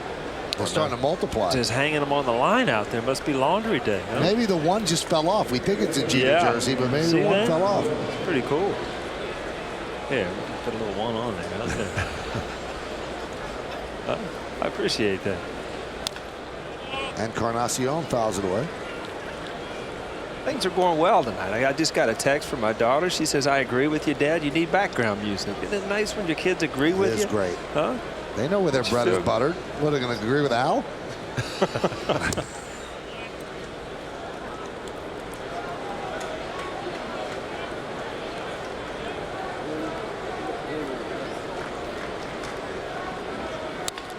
There's a ground ball to short. Jeter's there, so a strong 1-2-3 6th inning for Java Chamberlain as the Blue Jays go down in order, and we go to the bottom of the 6th. Blue Jays up by 1 on my 9.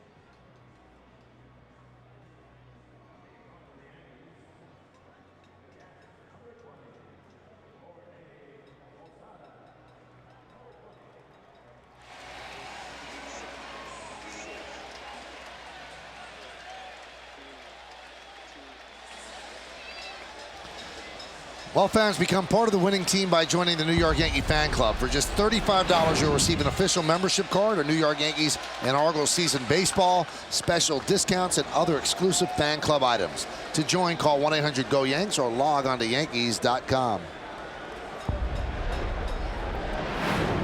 Well, Jabba seems to have refound his groove. As Posada now digs in against Scott Richmond. And the right-hander deals. Strike on the outside corner. Good sinker. I mean, Richmond, if you look what's happened, I mean, he's got a better curveball. He's got a better slider, which is kind of taken over the inside part of the plate. And he's using his fastball. He's sinking it to the outer part of the plate. So he's using a lot more of the plate than he did in the first couple innings.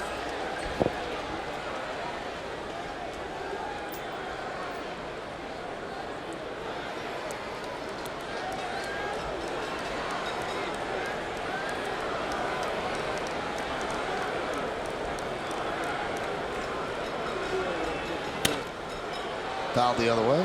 Yeah, it's a good story. There's certain guys where you're happy for them. I mentioned at the beginning with the Scott Richmond Scout Report. After high school, nobody wanted him. Didn't get scholarships. He's from British Vancouver, British Columbia. Ended up being a dock worker in Vancouver for 3 years. Signed out of an independent league with the Northern League. Rob Ducey, ex-Blue Jay player, signed him, and here he is at 29 years old, pitching in the big leagues. It's funny you think about it. I mean, as a high school player in Canada, how many games do you play a year in high school? I mean, what, a 10, 12 game season? I mean, probably about as many as they do in New York State. Yeah. Minnesota. Swing and a miss. There's a lot of baseball players that come from that Vancouver area. Well, Richmond struck out 7. Let's take a look at all 7 of those. Big old hook, lock it up, A-Rod. Then a nasty curveball in the dirt. The curveball started going, as Paul was saying, another curveball. Then they started introducing this little slide, not introducing, but that late break inside corner. It looks like a fastball. See it just dropping out. Melky Cabrera, and then that big 12-6 breaking ball, slow enough to get Posada out in front on his front leg. Here's Robinson Cano. And the count 1-0.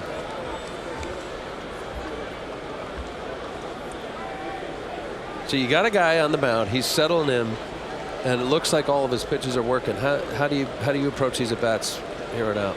well, this right there. Drive to center field. That's how. You go up there and you hit like Robbie Cano. But now, from a left-handed hitter, if I'm facing this guy right now, his good curveball is in off the plate. So I'm going to look away. He's starting to sink the ball a little bit, and I'm going to hit the ball up the middle of the other way and take away that ball away out of my mind, because he's not throwing it for strikes in there. He's getting strikeouts, but they're not good pitches to hit. So I'm going to look out over the plate and drive the ball the other way.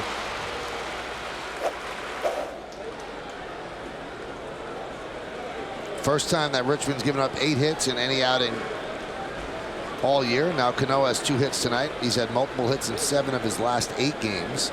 And Eric Hinsky, who has not looked good in his first 2 at-bats against Richmond, takes a pitch outside and 1-0. He struck him out on a breaking ball dive and down and in twice. Now you see that last fastball. I mean, you didn't see that tailing, kind of sinking fastball early in the game. He was throwing that 4-seamer.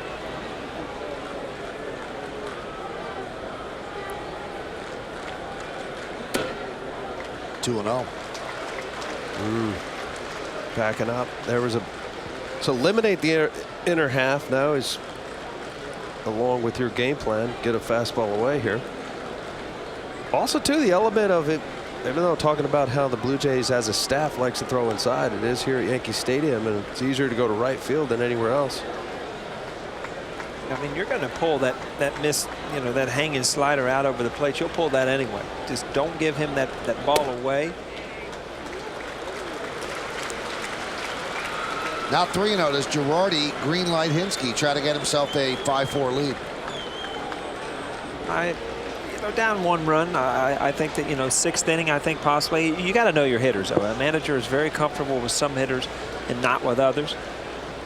I think when things are going well, as a manager, you tend to allow players to do a lot more things on their own. Did you like swinging on 3-0? No, I didn't. Yeah, most guys don't like it because it's if you don't drive the ball or hit it hard, you fail. Yeah. This was your shot, 3-0. And the 3-1. There's a strike along with Paul O'Neill, and now Leiter on Michael Kay.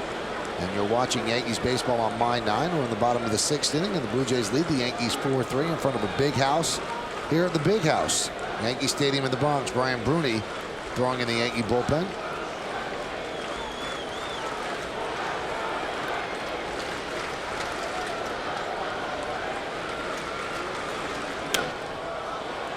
Popped up, shallow right center. Vernon Wells, and scooting back is Cano. So they're two-way.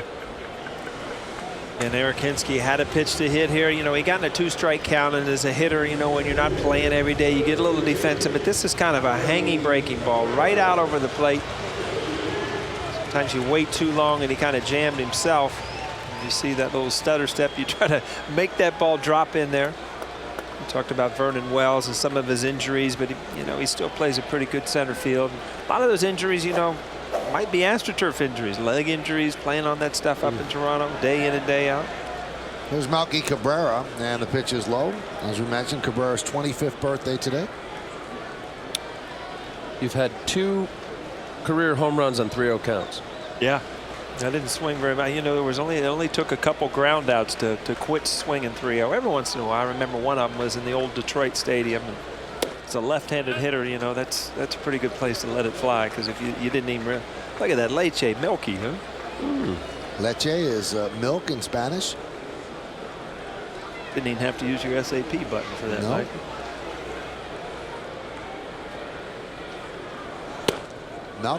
Melky was given a birthday cake by the Spanish-speaking media today before the game in the Yankee media room across the hall from the clubhouse. I saw him doing a press conference. That wasn't over his birthday, was it? If No, you get a but press conference for your birthday now, that's pretty good. When I walked by and I saw that they had given him that cake, I felt sorry that I'd never done that for you, Paul. Really? Yeah. I mean, we should have been closer when you played. You know what? I knew that Michael and I were real tight when I got my first invitation to his party, his winter party or Christmas party, whatever you have. I got an invitation. And I knew we were real tight when he said no. Yeah, I wasn't in town, but kept the invitation though, Michael. Swung on and foul tipped into the glove of Baraja, so Richmond continues dealing 2 more strikeouts. No runs a hit, no errors, and 1 man left on base. We move on to the 7th inning. It's 4-3 Toronto.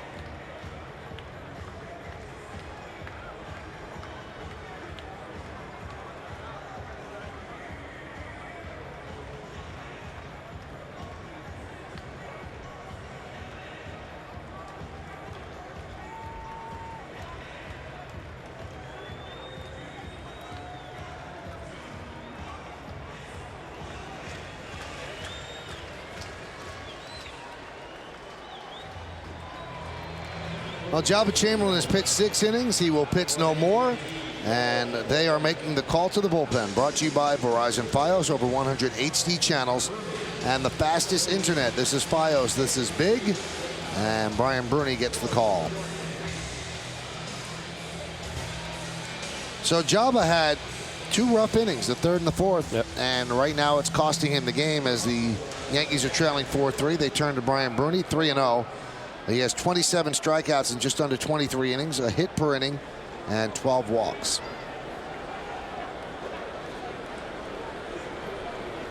Last time he pitched was that 15-inning game that the Yankees won over the Red Sox. 2 scoreless innings for him. On the Chase scoreboard, 4-5-0 Jays and 3-8-0 for the Yanks. And the 0-1 to Barajas. Fouled straight back here. And it just missed Blue Jay radio announcer Jerry Howard. That's why Al's laughing.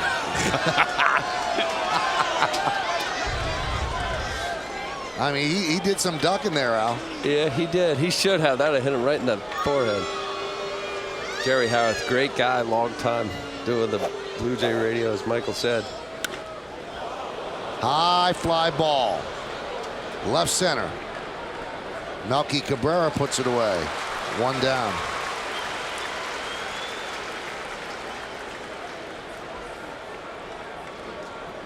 Mentioned about Bruni, Michael, on Friday night. 2 innings, only 1 hit, 2 strikeouts, 39 pitches. Brian Bruni feeling better, trying to find that groove. Getting back in the mix, along with Phil Hughes and Phil Koch.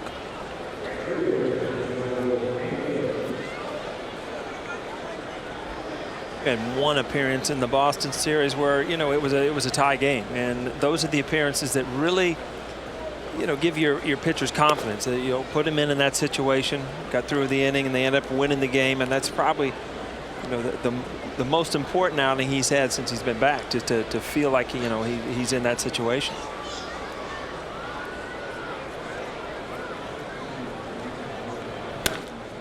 Sharply hit and a base hit through the right side for England. So the number 9 hitter is walked and now singled. He's 1 for 2. Getting this fastball down the middle. Joe Inglet recently called up from AAA. Good short, compact swing. You know, Al, if you look at this lineup, this is almost like the old-fashioned National League lineup. When you look at Encarnacion hitting 7th, you know, he's hitting 194. Barajas 241. Inglet 236. So you know, towards the bottom of that lineup, you know, that's the inning that you've got to have your quick inning, because, you know, the front half of this lineup, those guys are hitting the ball hard and they're scoring runs. And not to say that these guys can't do some things if you make mistakes, obviously.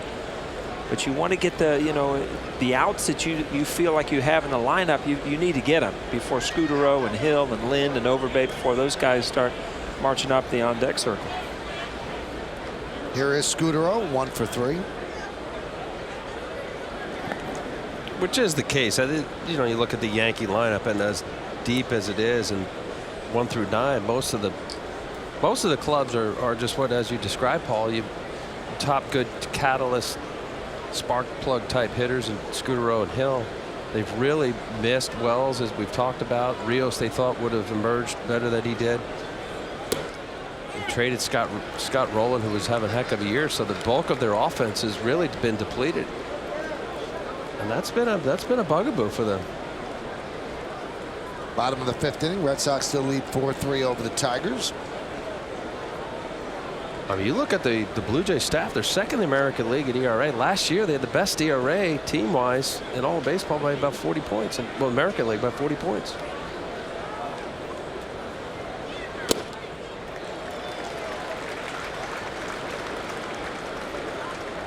Look at 2 guys that were a big part of that. Obviously, Roy Halladay and B.J. Ryan, who is no longer here. And A.J. Burnett last year. Oh, that's right.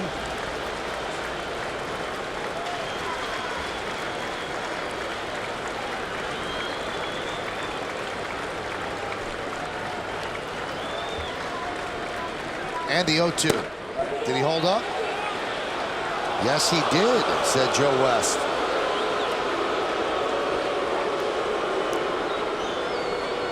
Joe Girardi doesn't agree.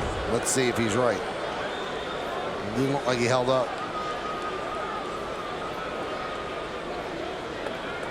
It's one of those strikeouts that you can get when you throw mid to high 90s. Guys just can't handle that ball that high. And, you know, 92, 93, guys will take that pitch. But when it's that hard at 96, you offer at it and you can't hold up most of the time.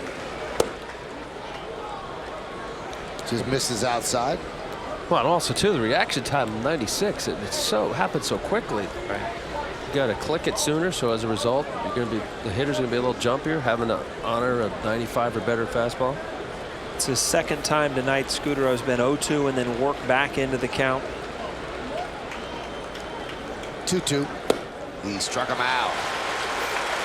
See that, you know, he works himself back in the count, and I saw a stat where it was either he or Suzuki from Seattle were the best hitters from 0-2 on. You know, they battle back in the count.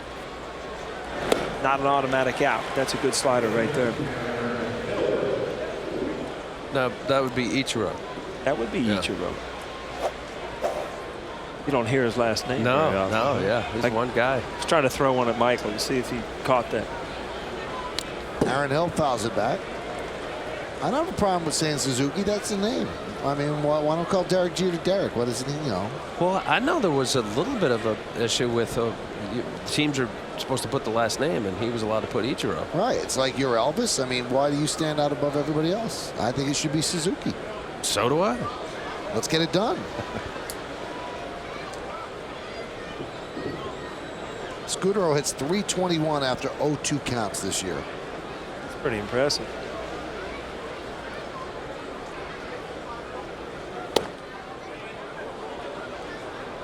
Mike Lowell just hit another home run, and he had gone into pinch run for Euclid when Euclid was ejected for having to fight with Porcello, and now he's belted 2 home runs in this game. That's a pretty good day when you're not even supposed to play, and all of a sudden, bam, you've got 2 home runs in the home run column. You brought your team back. You're now winning a game that, who knows, might change your team's season, because everything in the world has happened. You've had brawls, you've had guys get kicked out, you've just got swept in Yankee Stadium. You need something to kind of light a fire. That might be happening in Boston tonight.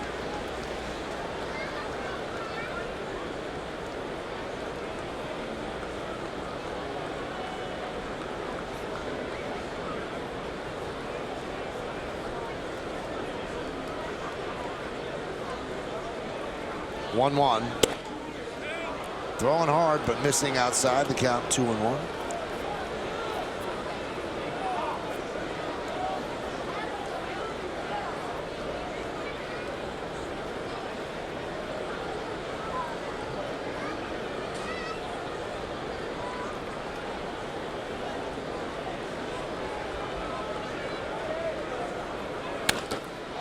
High drive, right center, backing up Hinsky, and he makes the play in front of the scoreboard for the final out of the 7th inning. No runs are hit, no errors, and 1 man left at the end of 6.5. Time for the 7th inning stretch. Yankees are trailing this one 4-3, but we'll stay right here as we honor America in the Bronx. Will you please rise and offer a moment of silent prayer as we remember the servicemen and women who are serving our country at home and around the globe. Now please join Kate Smith as she sings "God Bless America." God bless America, land that I love. Stand beside her and guide her through the night with a light from above, from the mountains to the prairies, to the oceans white with gold. God bless America, my home sweet home.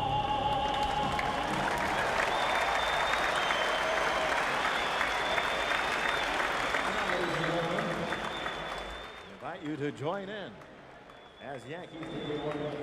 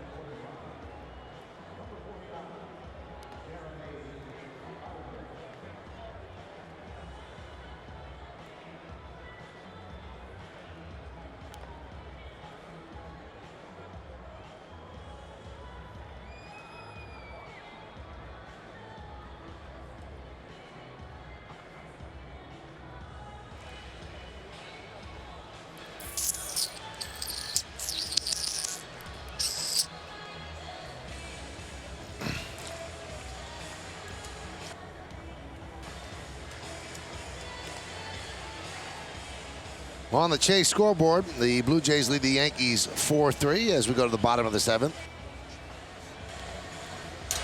And the Blue Jays go to the bullpen. It's Jeremy Accardo taking over for Scott Richmond. Accardo throws hard. Came over from the San Francisco Giants in a deal for Shea Hillenbrand. I'm wondering, though, you see his numbers. This will be his 19th game.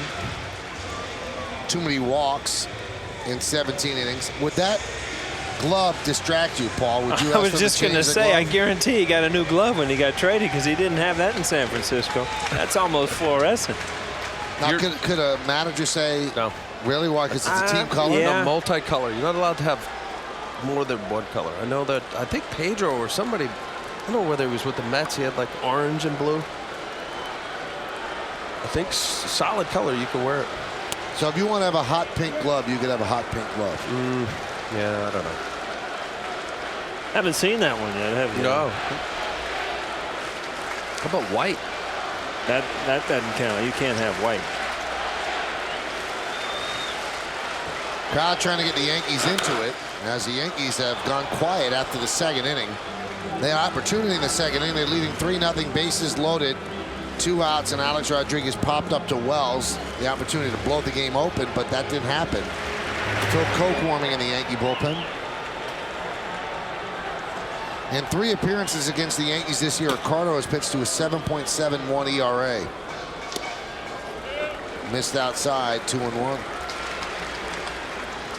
When Accardo was traded here from the Giants a couple of years ago, Dave Righetti, the pitching coach of the Giants, said that Accardo is the type of guy who can close. He's got that sort of stuff, but it hasn't worked out for him that way with Toronto. Jesse Carlson, who pitched yesterday, warming for the Jays. And the count 3-1.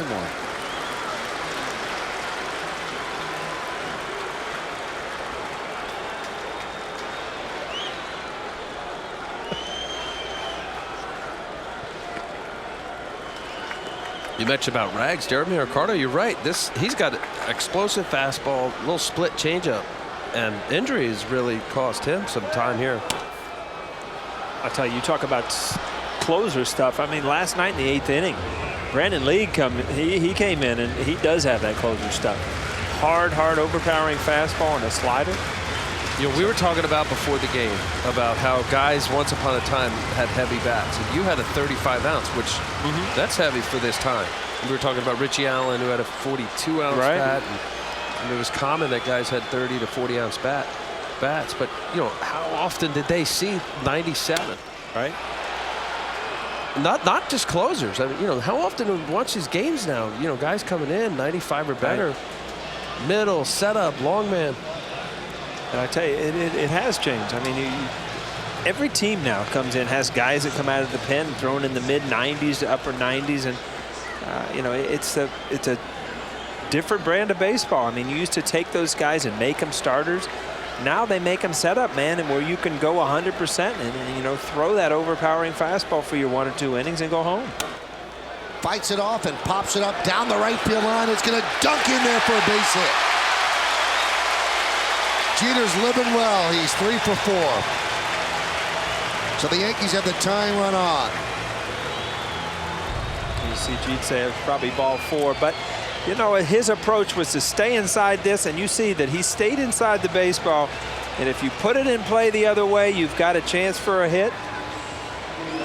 Just got enough of it or a little of it to dunk it in there for a base hit. For the Yankee fans, hopefully the start of something big in the bottom of the 7th. Derek's 13th 3-hit game of the year.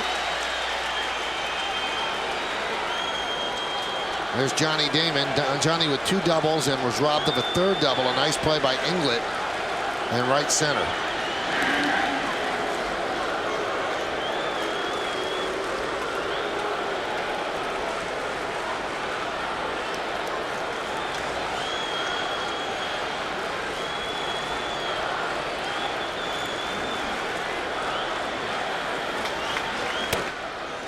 Pitch outside, 1-0.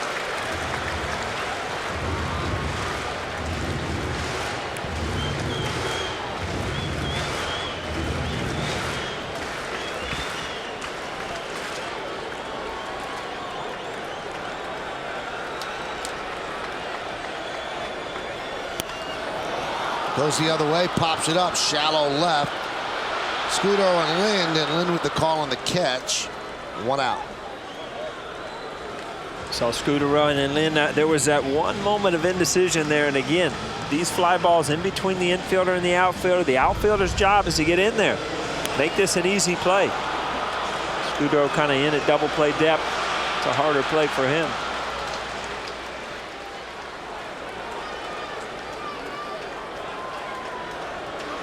That stutter step, you don't want to catch a spike and end up tripping. Talk about an embarrassing play for an outfielder when you go ahead first and lawn dart when that ball hits behind you. Here's Teixeira. Strike. One thing as an outfielder is to do everything clean as you're running for the ball. You know, you don't want to run hard because it kind of bounces your head and the ball moves. You don't want to kind of stutter your feet because you can catch a spike. And believe me, a lot of things can happen out on a baseball field that don't look too athletic when things start happening quick at the end of the play and you're unsure of yourself.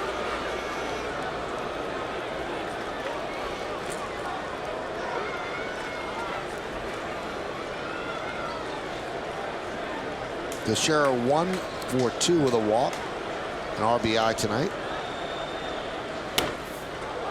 Foul back.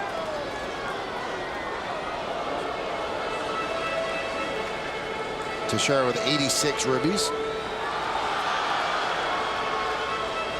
See Mark Teixeira, it looks like he's just coming off the ball just a little too quick. Watch his front hip. Ball sinking away. Well, that front hip's gone, and that's how he gets his extension. He gets his arms out on the baseball. But it's such a fine line of leaving too quick and staying in there where you can center the ball. The 0-2. Right in on the fist and popped up. Encarnacion. 2 outs.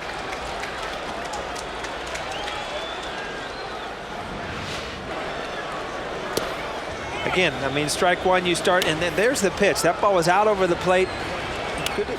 This is the thing here. That was a pitch that he missed. But again, you pulled off. Now I'm going to stay in there, and then you kind of jam yourself. And you see he didn't get that extension that you want if you're Mark Teixeira. Looked like a little mistake on Ricardo's part. He was setting up away. That was a cutter. Right. That actually, to Ricardo's favor, got inside on him.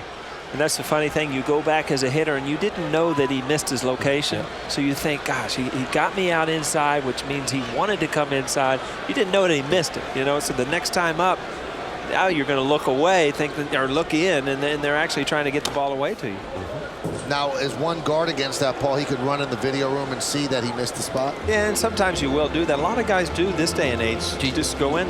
You don't. I used to. In the old days, I loved video, and I would go in there screaming and yelling and want to know about pitches if they were strikes or balls, and I would watch video to see that.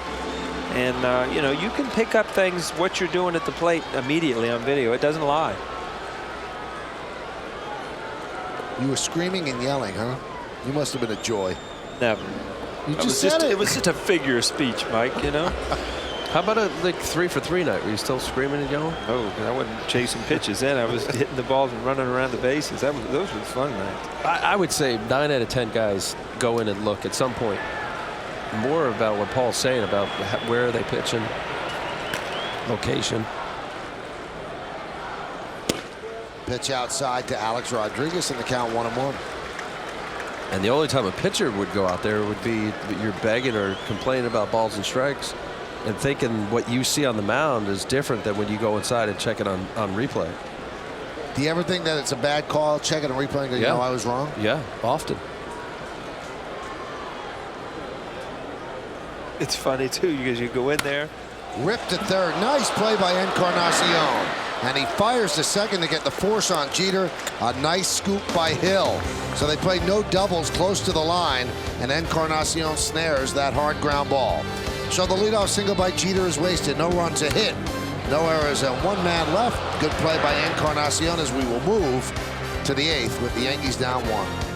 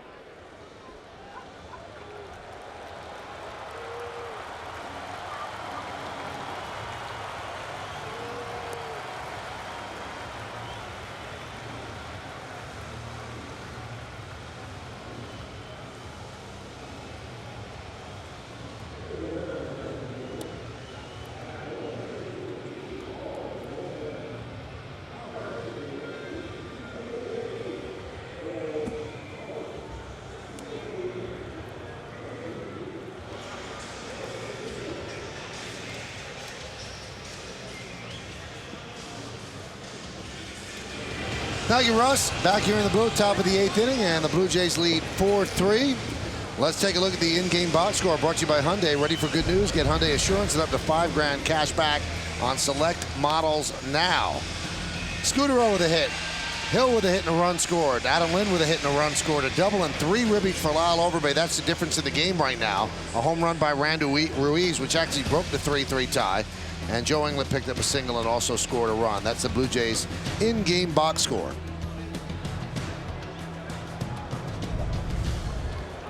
New pitcher for the Yankees. Bruni worked a scoreless 7th inning, and now Phil Koch comes on. He'll face Lynn, Overbay, and maybe they bring in Phil Hughes for Vernon Wells. Those are Koch's numbers. And Lynn fouls it back. These are those games that, you know, a week ago you just expect the Yankees to come back and throw up that big number at the end of the game. But you can't, you know, as a team, just wait for things to happen. You know what I mean? You know, they've been playing great baseball, but you can't just think it's going to happen without going out there and making it happen. They're just waiting for that, you know, that big inning to try to get another win. Bullpen's done a great job the last couple nights, giving the offense a chance. 4 shutout innings for Sabas, and so far an inning by Bruni. Chamberlain went 6. He's the pitcher of record on the losing side. Richmond, the pitcher of record on the winning side for the Jays. Driven the other way, giving chase toward the line is Damon, who runs out of room. Take a look at the out-of-town scoreboard again, brought to you by AT&T. Your world delivered. Baltimore holding on against Oakland 3-2, top 9. Cleveland 5-0 over Texas, top 8. Boston 6-3 over Detroit, bottom of the 6th. Tampa Bay at LA. That starts at about 35 minutes. Atlanta over Washington 6-1, top of the 7th. Houston has moved ahead of Florida 7-6, top 7. Cubs 2, Phillies nothing, top of the 6th. Mets and Diamondbacks at 9:40, so that's about 10 minutes. That one's popped up. The birthday boy, Melky Cabrera, puts it away for the first out.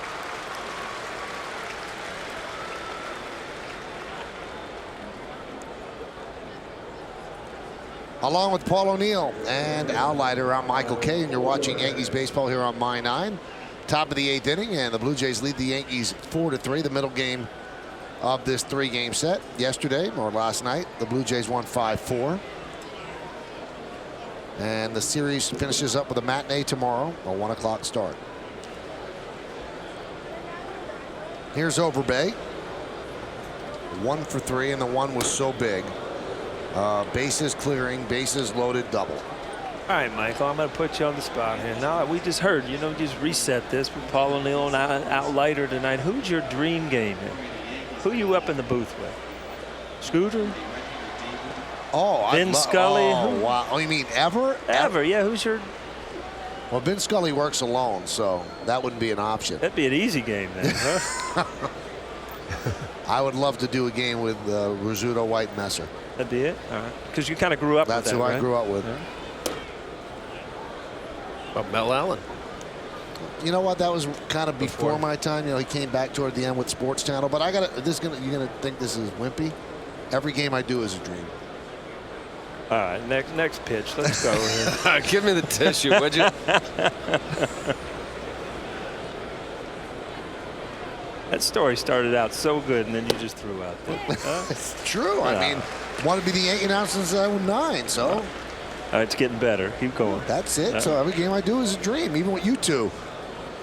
That's right. We do need a little Barry Manilow behind that one. The 2-1.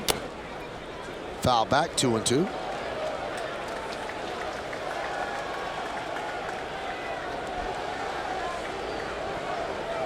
Vernon Wells picking out a fan.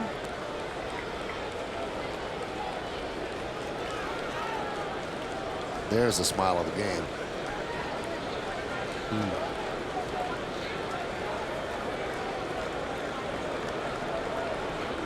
And the 2-2. Right back to Koch. And there's 2 away. And Joe Girardi's going to mix and match now. So with the righty Wells coming up, he's going to go to a right-hander. All reactionary here. Nice little chariot hop back to Phil Koch. So Koch gets the 2 left-handers. And Girardi takes the ball. He's going to signal for Hughes. Hughes will come on to face Vernon Wells.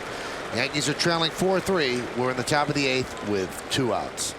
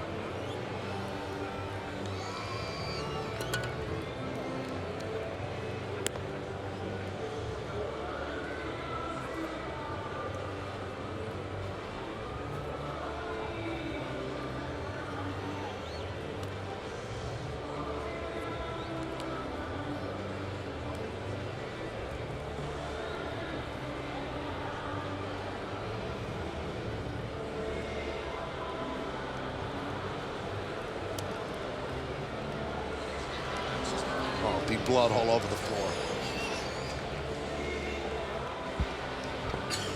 Back here at the stadium, and it was not Phil Hughes, so I apologize for that. They go with David Robertson. They're probably saving Phil Hughes if they have to use him in the 9th inning. They don't want to use him just for the 1/3 of an inning. David Robertson, 32 games, 1-1, 3.41. Good numbers, 46 strikeouts and 31 2/3, 25 hits. Too many walks. I'm sure he wants to cut that down, but he's got electric stuff. How about the most strikeouts per 9 of any American League reliever?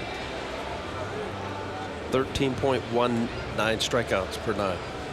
Saw Robertson in the clubhouse today when I was walking through or walking out in the tunnel, and you know, you could just see that he had that. It was his night. Chances are, you know, with the Aceves not being able to pitch, you know, this is going to be one of the nights that I get in the game. And as a reliever, you know, you go into the game thinking you're going to pitch. You know, it's you have that little adrenaline even before the game starts. And there's a strike to Vernon Wells.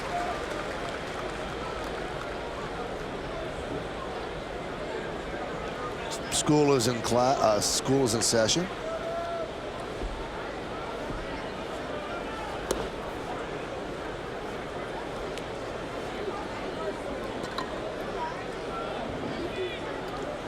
Tell you that picture of Chad Godin down there. I think every pitcher, certainly in the Yankee bullpen, ought to talk to Mariano. Nice play by A-Rod to the glove side, and he gets the hustling Vernon Wells. So the Yankee bullpen matches up to get another scoreless inning as the Blue Jays go down 1-2-3. But now the Yankee offense has to kick in. Final out by A-Rod, Matsui, Posada, and Cano next.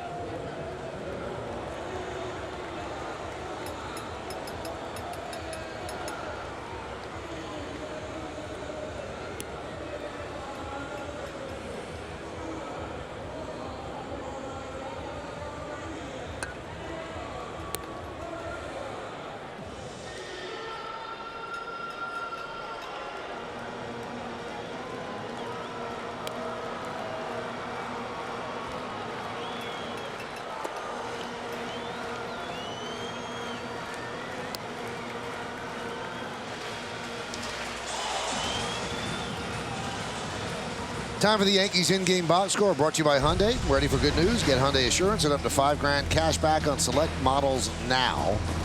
3 hits for Derek Jeter, 13th time this year he's done that in a game. Johnny Damon with 2 doubles and a run scored, a ribby by Mark Teixeira. Jorge Posada picked up a ribby on a double and a run scored. 2 hits for Robinson Cano. Eric Hinsky 0 for 3 with 2 strikeouts, and Melky Cabrera with a sac fly drove in a run on his 25th birthday. But that's 7 innings of box score. We have the bottom of the 8th coming up right now in front of a big crowd here at the new Yankee Stadium. And a new pitcher is Jesse Carlson. Richmond started, went 6. Jeremy Accardo in the 7th. And now Carlson here in the 8th. Carlson pitched a scoreless inning last night. 1 strikeout. And he will deal to Matsui. Grounded foul.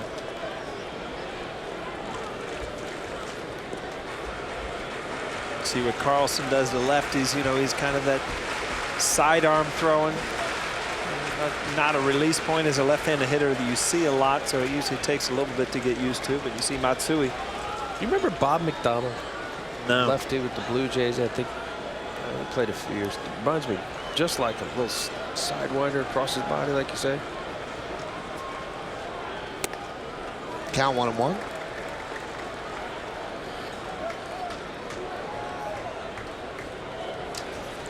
Ten career appearances against the Yankees. Carlson sports a 6.75 ERA.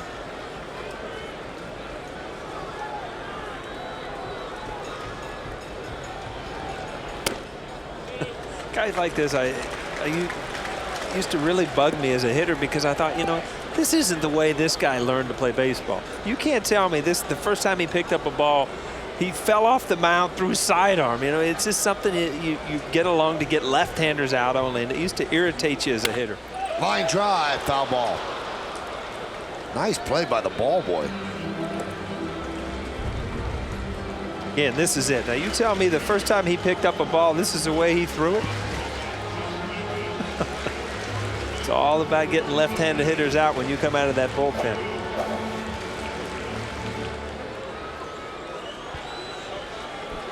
Well, it's funny you mention that. The Yankees had Mike Myers, a very effective lefty pitcher, and the reason why he dropped down, to your point, was Al Kaline suggested to get more movement. And you're right, most conventional throws or pitchers, you learn to throw over top, and then over the years you either drop down because your arm starts to hurt, or to be more effective you got to get more movement.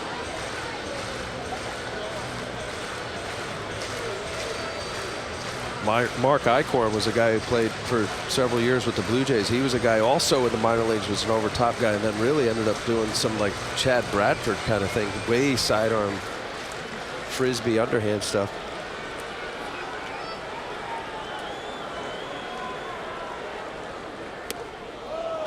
Just missed, and the count 3-2.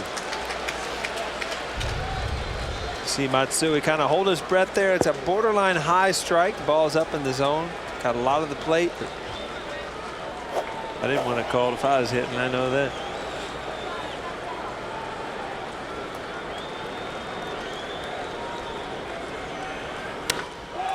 Deep to right, but foul. Well foul. That ball's hit hard, but your tendency as a left-handed hitter when a guy drops down that much is to open up that front shoulder so you can see the baseball. And this is what happens. You get pitches to hit and you pull them foul. And it's because that front shoulder and that front hip automatically open a little bit just so you can see the baseball.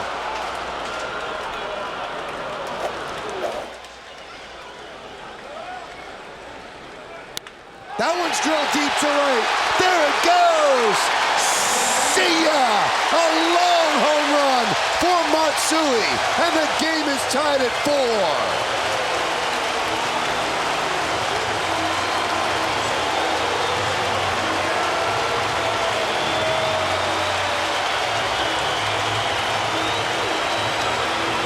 Oh, did he crush that? I'll tell you what a great at bat, and we say you don't see that delivery very often, but he saw enough pitches in this at bat. And he got into a fastball count, and I tell you what, That ball was just inside enough. We've seen some of the longer home runs the last couple days. His 17th home run of the year. 9 of Matsui's home runs this year have come off lefties. I mean, he has a knack of, he pulls off the ball. He just has a knack of pulling off at the right time. He stays in there a little bit longer. You see this fastball. Boy, you could tell immediately that ball was gone. And he gets a curtain call out of it, so new ball game now. Job is off the hook. Richmond cannot get the win. And there's Posada. Foul back. Well, the previous pitch where he almost hit a home run by pulling it, was the reason for him to pull it was that it was off-speed pitch.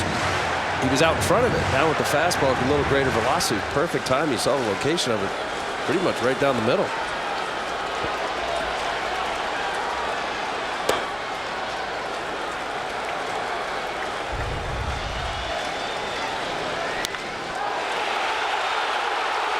See, this was really crushed. Way into the night here. And then the curtain call.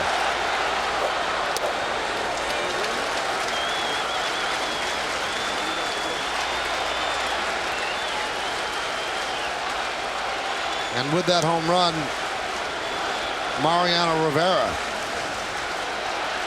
will start to throw.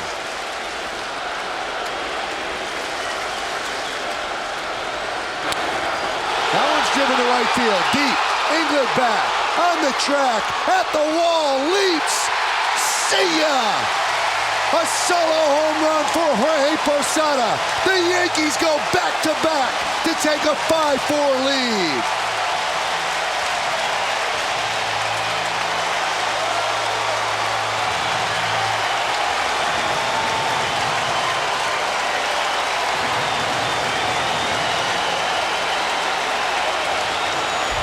You talk about adding some energy and life and excitement to this crowd.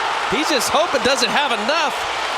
England going all the way back to the wall. Obviously, Posada awfully excited about that. Watch his pitch going away from him. Backdoor, Posada staying on it long enough. Running out of real estate. And another curtain call.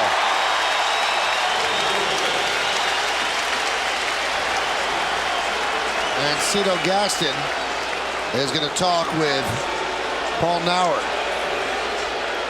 And he's saying that the fan reached over the wall to take the ball away from England. Let's see if he did.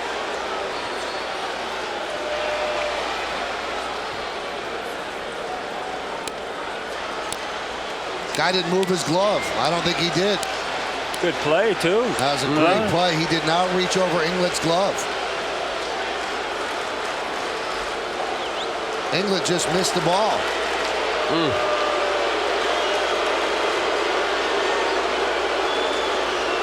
Well, that's that wall scraper you talked about, Al. That's the one that frustrates. But I tell you what, Jorge Posada, you saw his reaction. You've been in the game that long. You still get pumped up. I mean, this is what we were just talking about last inning. You see what a great play by the fan. Got to the wall, got to the wall, adjusted to it, and you see Georgie. Doesn't matter how long you play this game. Big hits are fun.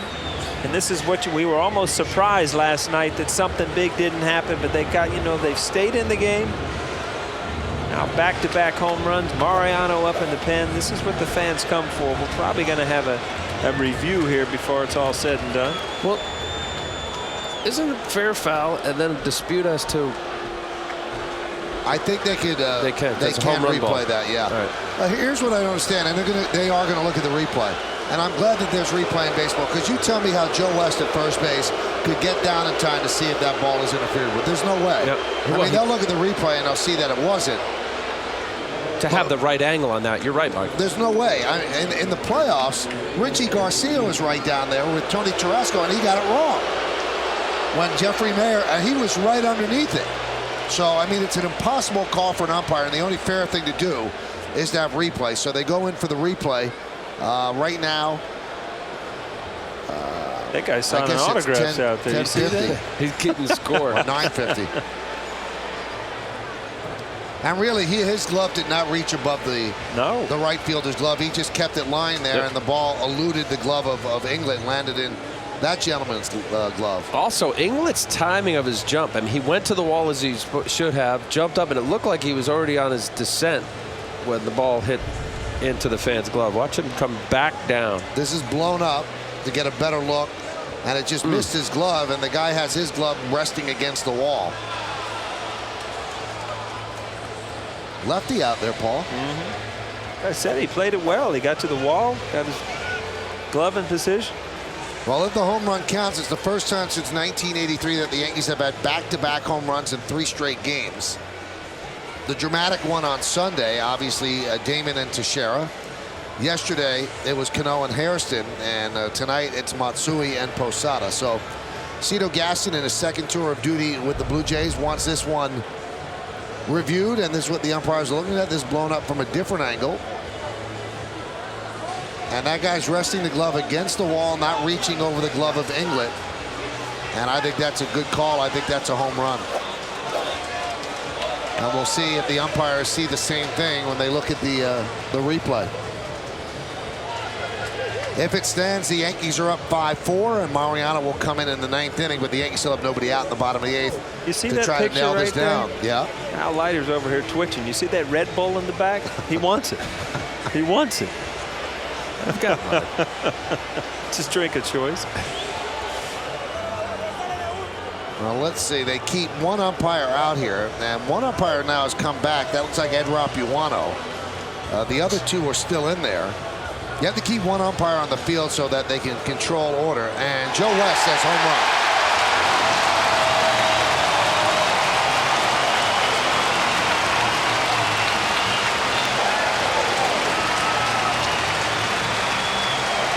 So a valiant try by Gaston. Why not give it a shot? But West looked at the replay and said that was good. That's a home run.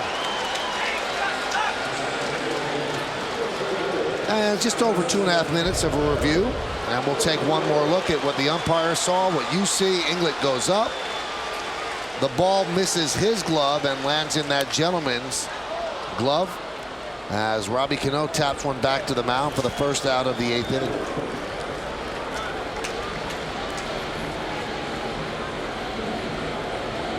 So Carlson, who has blown the lead and now is in line to get the loss, gets the first out of this inning.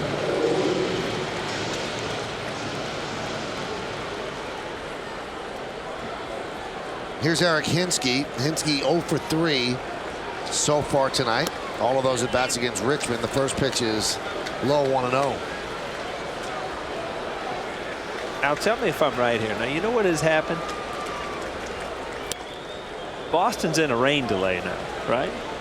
So what happens when you're in a rain delay? You go in and you usually end up watching other games in the locker room. You're watching teams, and obviously they're thinking we're ahead. We can probably pick up a game on the Yankees, and all of a sudden you get back-to-back home runs. Hinsky lines one down the right field line. It's a base hit. Cutting over is Inglet. He'll play it in the corner, and Hinsky picks up a 1-out double.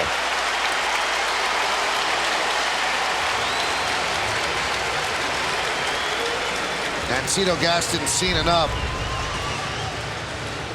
Eric Hinsky from another lefty stays in there, gets the ball up out of the zone. Drives it to right field. Well, Carlson came on, faced 3 left-handers, and only retired one of them, Robinson Cano. Matsui with a home run, Hinsky with a double, so he did not do his job, as Cito Gaston will signal to the bullpen for another pitcher. So Eric Hinsky gets congratulations. They'll probably send in a pinch runner. They do. That's Hairston, and Carlson's night is over. Yours isn't, though. Stay here.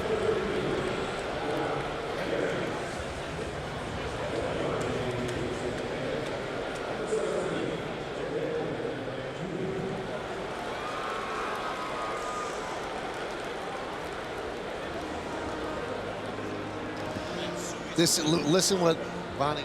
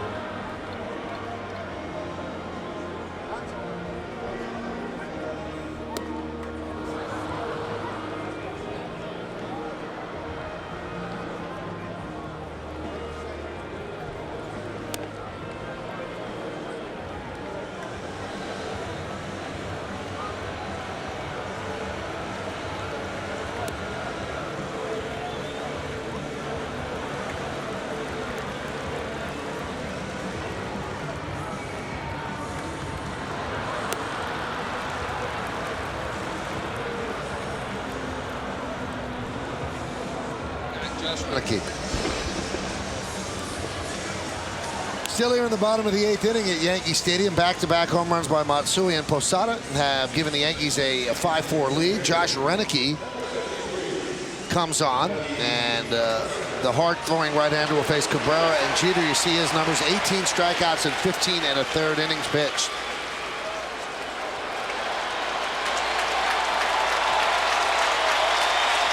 They put up on the scoreboard that today is Melky's 25th birthday, and the crowd is cheering that fact. You see Hairston is on as a pinch runner for Hinsky. He'll take over in right field.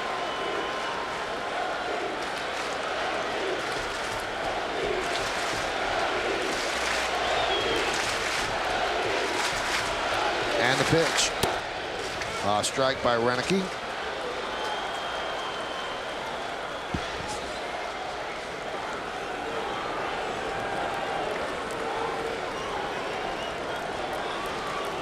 Jesse Carlson going over in his mind any mistakes he might have made. Andy 0-1. And the crowd now chanting "Happy Birthday, Melky." Renicky came over to the Blue Jays in the deal that sent Scott Rowland to the Reds. So Encarnacion and Renicky came over. And the reason the Blue Jays made that deal, Rowland just said, "Listen, I'd like to go closer to home if you can trade me." And they did. He was having a good year, too. The 1-1. There's a base hit through the left side of the infield. Hairston rounds third. Here he comes. Here's the throw. Not in time. A birthday ribby for Melky Cabrera. And the Yankees lead 6-4.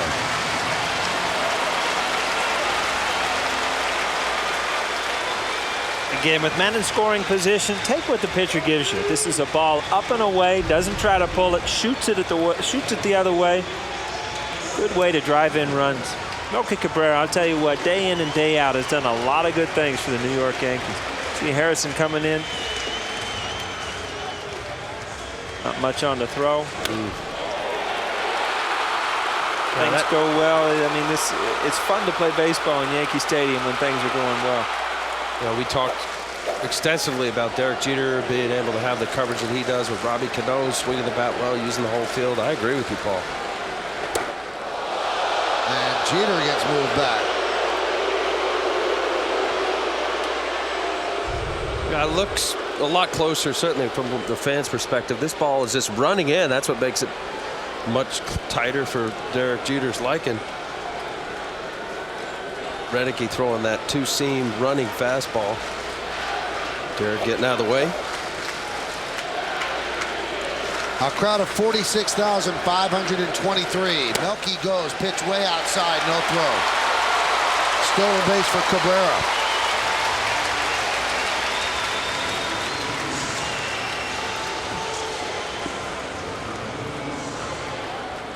You ever get that feeling, Al? You know, put yourself in the manager's shoes. If you make that many pitching changes, you bring in so many people that somebody's going to have a bad night.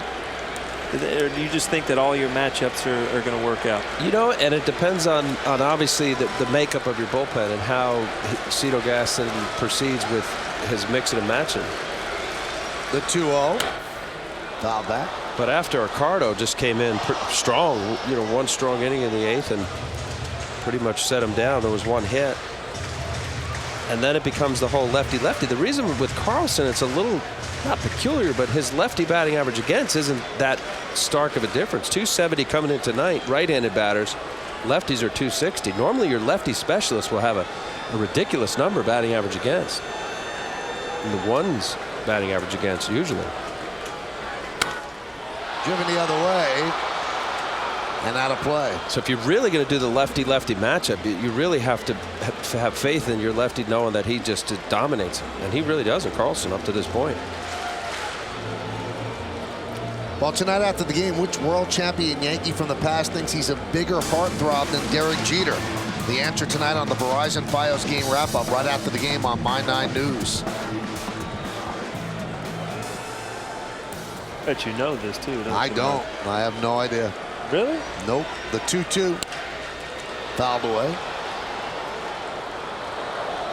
One thing that, we were here for the Boston series, Alan. You've done a lot of games this year as well. I think that over the last 6 games, the stadium has found its voice. For the first half of the season, I think that people were here to see this ballpark, and now they're here to see this team, and you could hear it gets loud, and there's a wall of sound that's building, and that's only going to serve more as a home field advantage as the season moves into September, and for the Yankees, they hope October. The 2-2 is swung on and missed as Jeter goes down on strikes. Have you sensed it being louder, Paul? And I noticed you said that last night, and I definitely did during the Boston series. And early in the year, we were looking at each other like, is this place going to get a personality? And it really has. And I think the fans are starting to realize, what this year means.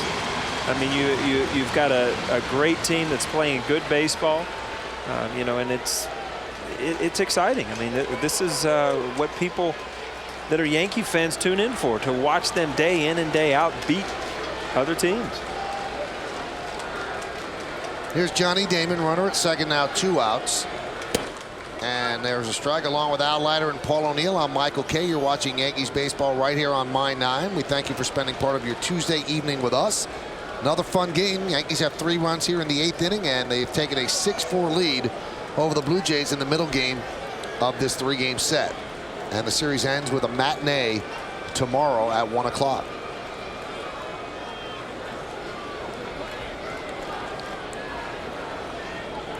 And the 0-1. There's a base hit to right field. Going around third is Melky Cabrera. Here's the throw from Inglet. It's cut off. They've got Damon in a rundown. Yankees lead 7-4. Can they get Damon? He's making it work, and they finally tag him out. But an RBI for Damon on his 3rd hit of the game. But the Yankees score 4 runs, and it started with the long ball. One swing by Matsui, a great at bat, deep into the night. That tied the game. Got a curtain call. And then Jorge Posada went the other way. Ended up the same way. A home run, curtain call, Yankee lead.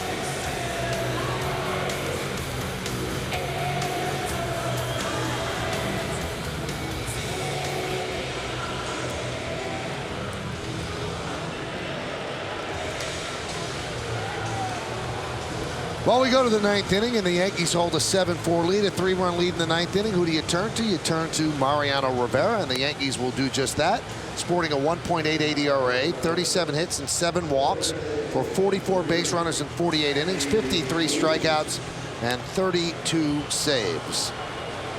So David Robertson came on to get the final out of the 8th inning. He will get the win in this game if Mariano can hold on.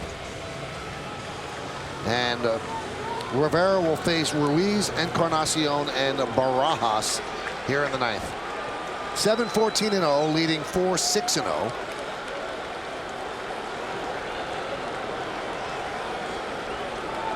Ruiz gave the Blue Jays a 4-3 lead with his home run the other way off the foul pole and right. That was in the 4th inning. Blue Jays haven't scored since.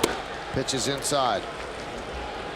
In Mariano's last 21 games, he's pitched 21 in the third innings, has not allowed a run, 10 hits, 4 walks, and 21 strikeouts.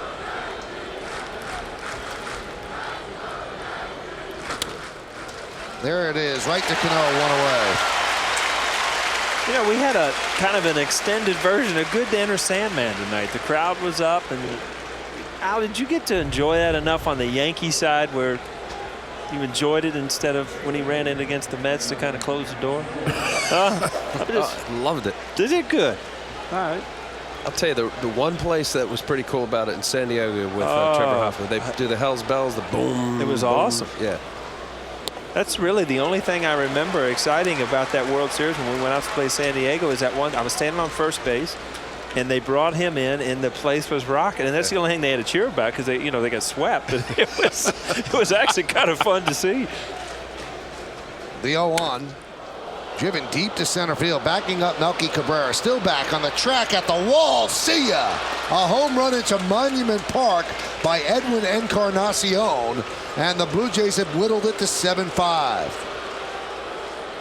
Saw the reaction of Mariano Rivera immediately. Just he's not used to seeing this happen.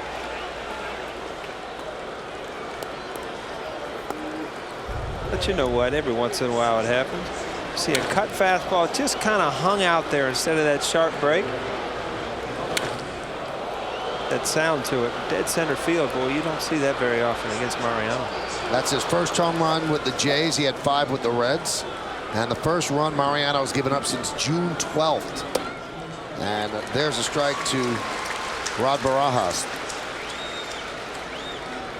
It's a long time. That's why Mo was shaking. He knew Encarnacion got all of it. June 12th.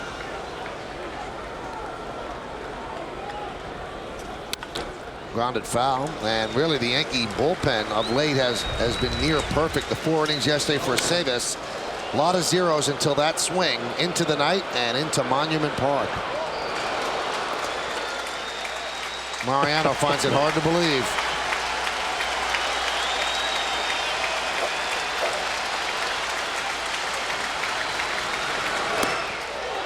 Ironically, that home run ended up where Mariano will end up one day.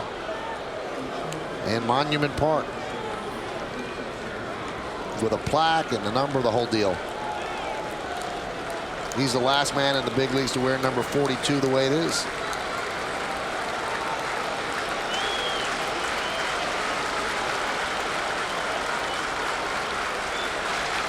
And the 1-2 upstairs.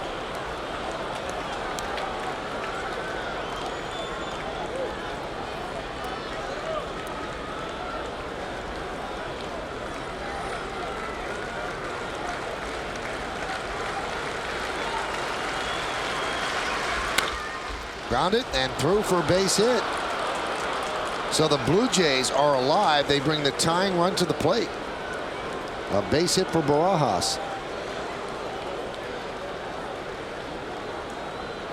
Tonight after the game, which world champion Yankee from the past thinks he's a bigger heartthrob than Derek Jeter? The answer tonight on the Verizon Fios game wrap-up right after the game on My 9 News.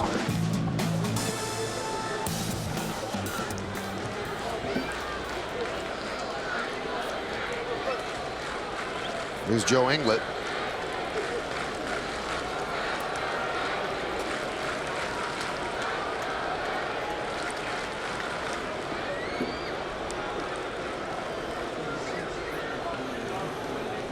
John McDonald's going to pinch run for Rod Barajas.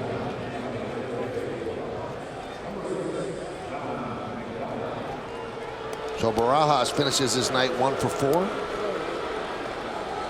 And that base hit snapped an 0 for 19 slide for Barajas.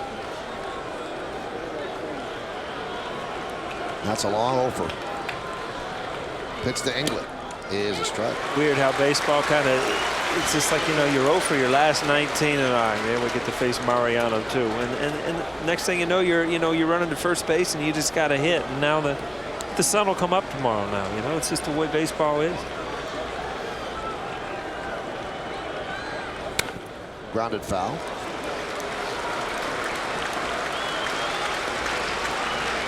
why you base it over the course of 6 months, and hitters get 500 plus at bats, and see how it all plays out come September.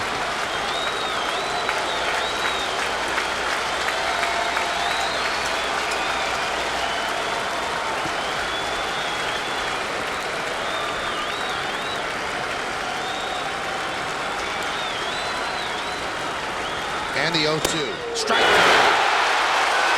England down looking.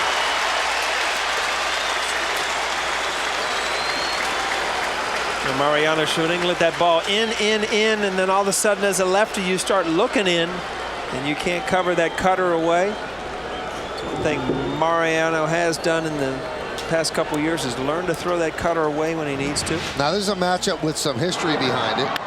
This was in Oakland on April 15th of 2007. Scudero with a walk-off home run against Mariano, who tried to will it foul. It didn't go. And Mariano with a rare walk-off loss. And that was on Jackie Robinson Day, April 15th, 2007. Now, rematch here at the stadium. But Scudero is the tying run in this one. There's a strike as McDonald advances to second on defensive indifference. 2 for 9, but one of those two, as we showed you, that game-winning home run in Oakland. So by moving to second, that eliminates the easy force on a ground ball up the middle.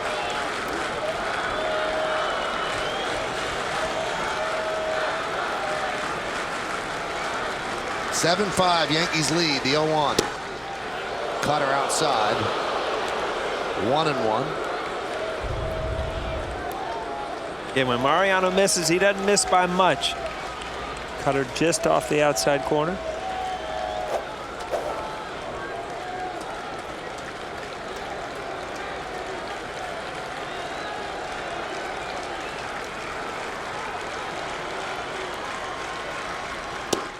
Missed outside, and Posada wants to talk with him.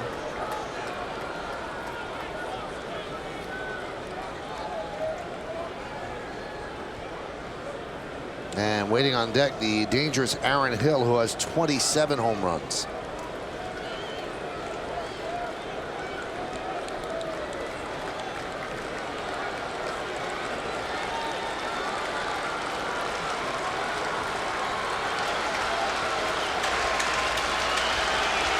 And the 2-1. And the Blue Jays are down to their final strike.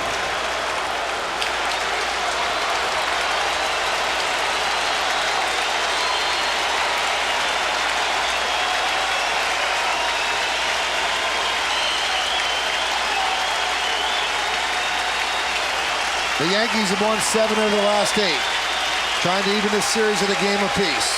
2 balls, 2 strikes, 2 outs. Top of the 9th. Yankees up by 2. And the count goes full. Tell you what, Scudero, as usual, has put together a pretty good at bat. He's not fishing off the plate, going for that ball.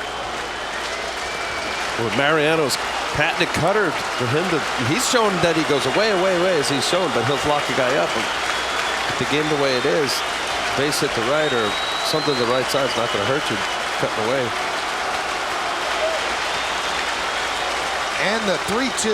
He struck him out. And the Yankees win the game 7-5. Another come-from-behind victory for the Yankees. 4 runs in the 8th inning. Yankees overcome a 4-3 deficit, and they take this one home 7-5. And once again, the bullpen does an outstanding job. Here he chooses to go away. You see Scudero just flailing at it, stayed away. That great late breaking cutter down and away. Posada all pumped up about it. Great ending to a great game. See Scudero ask the umpire, was that a strike? And the umpire shakes his head no, but 3-2, you're so accustomed to seeing Mariano paint the black.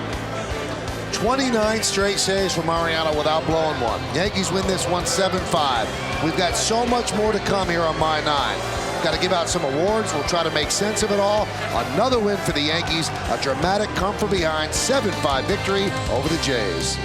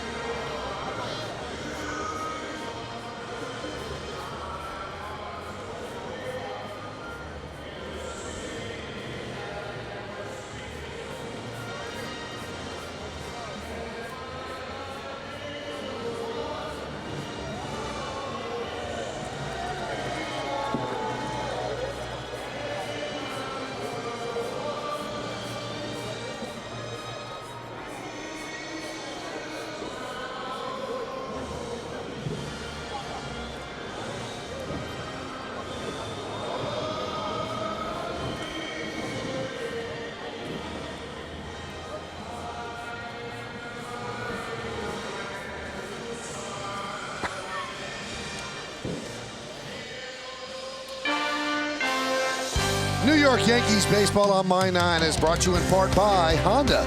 Visit your local Honda dealer today.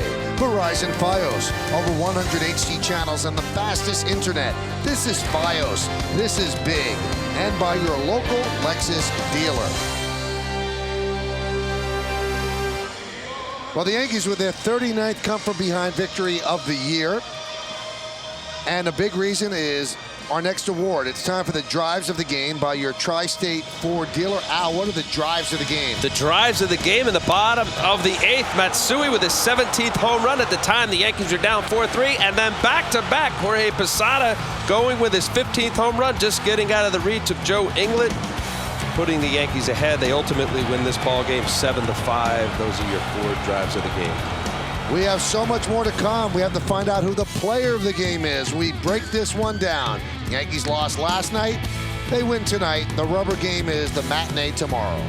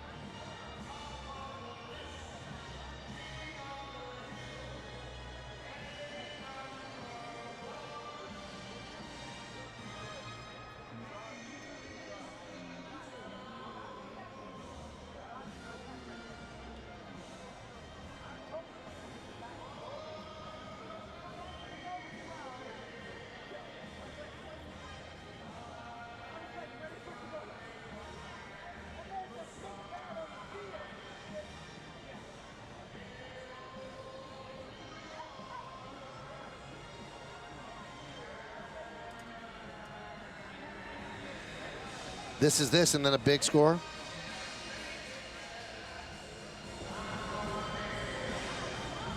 Yankees win this one 7-5 at Yankee Stadium. It's time for tonight's player of the game, brought to you by Toyota, a smart way to keep moving forward. Well, our player of the game had a 2-hit night. First at bat, RBI double, Jorge Posada. But the big at bat, back end of a back-to-back home run in the bottom of the 8th inning. This is the one that brought the fans to their feet. Jorge Posada, player of the game. Yankees have won 19 of the last 25, 32 of their last 43. The most recent 7-14-0, 5-8-0. Robertson gets the win with 1 out. Carlson the loss. Rivera the save. Time of the game just over 3 hours. Overbay was 1 for 4. A bases loaded double driving in 3. Matsui and Posada back-to-back home runs in the 8th inning. The 3rd straight game that the Yankees have done that Sunday night, yesterday, and today. We'll preview tomorrow's matinee as Mariano nails down another save as the Yankees win this one 7-5, and they know they'll be at least 5.5 games ahead of the Red Sox tomorrow.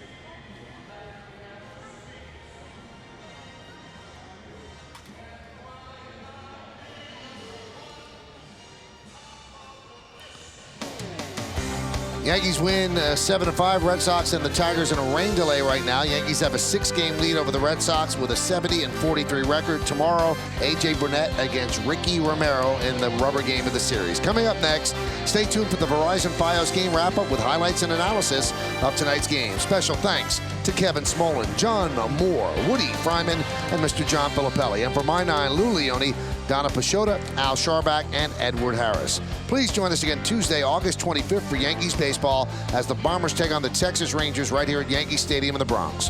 Coverage will begin at 7 p.m. right here on My 9. Once again, the final score, the New York Yankees 7 and the Toronto Blue Jays 5. For Al Leiter and Paul O'Neill, I'm Michael Kay saying see ya from Yankee Stadium in the Bronx, New York. Have a good night, everybody. So long.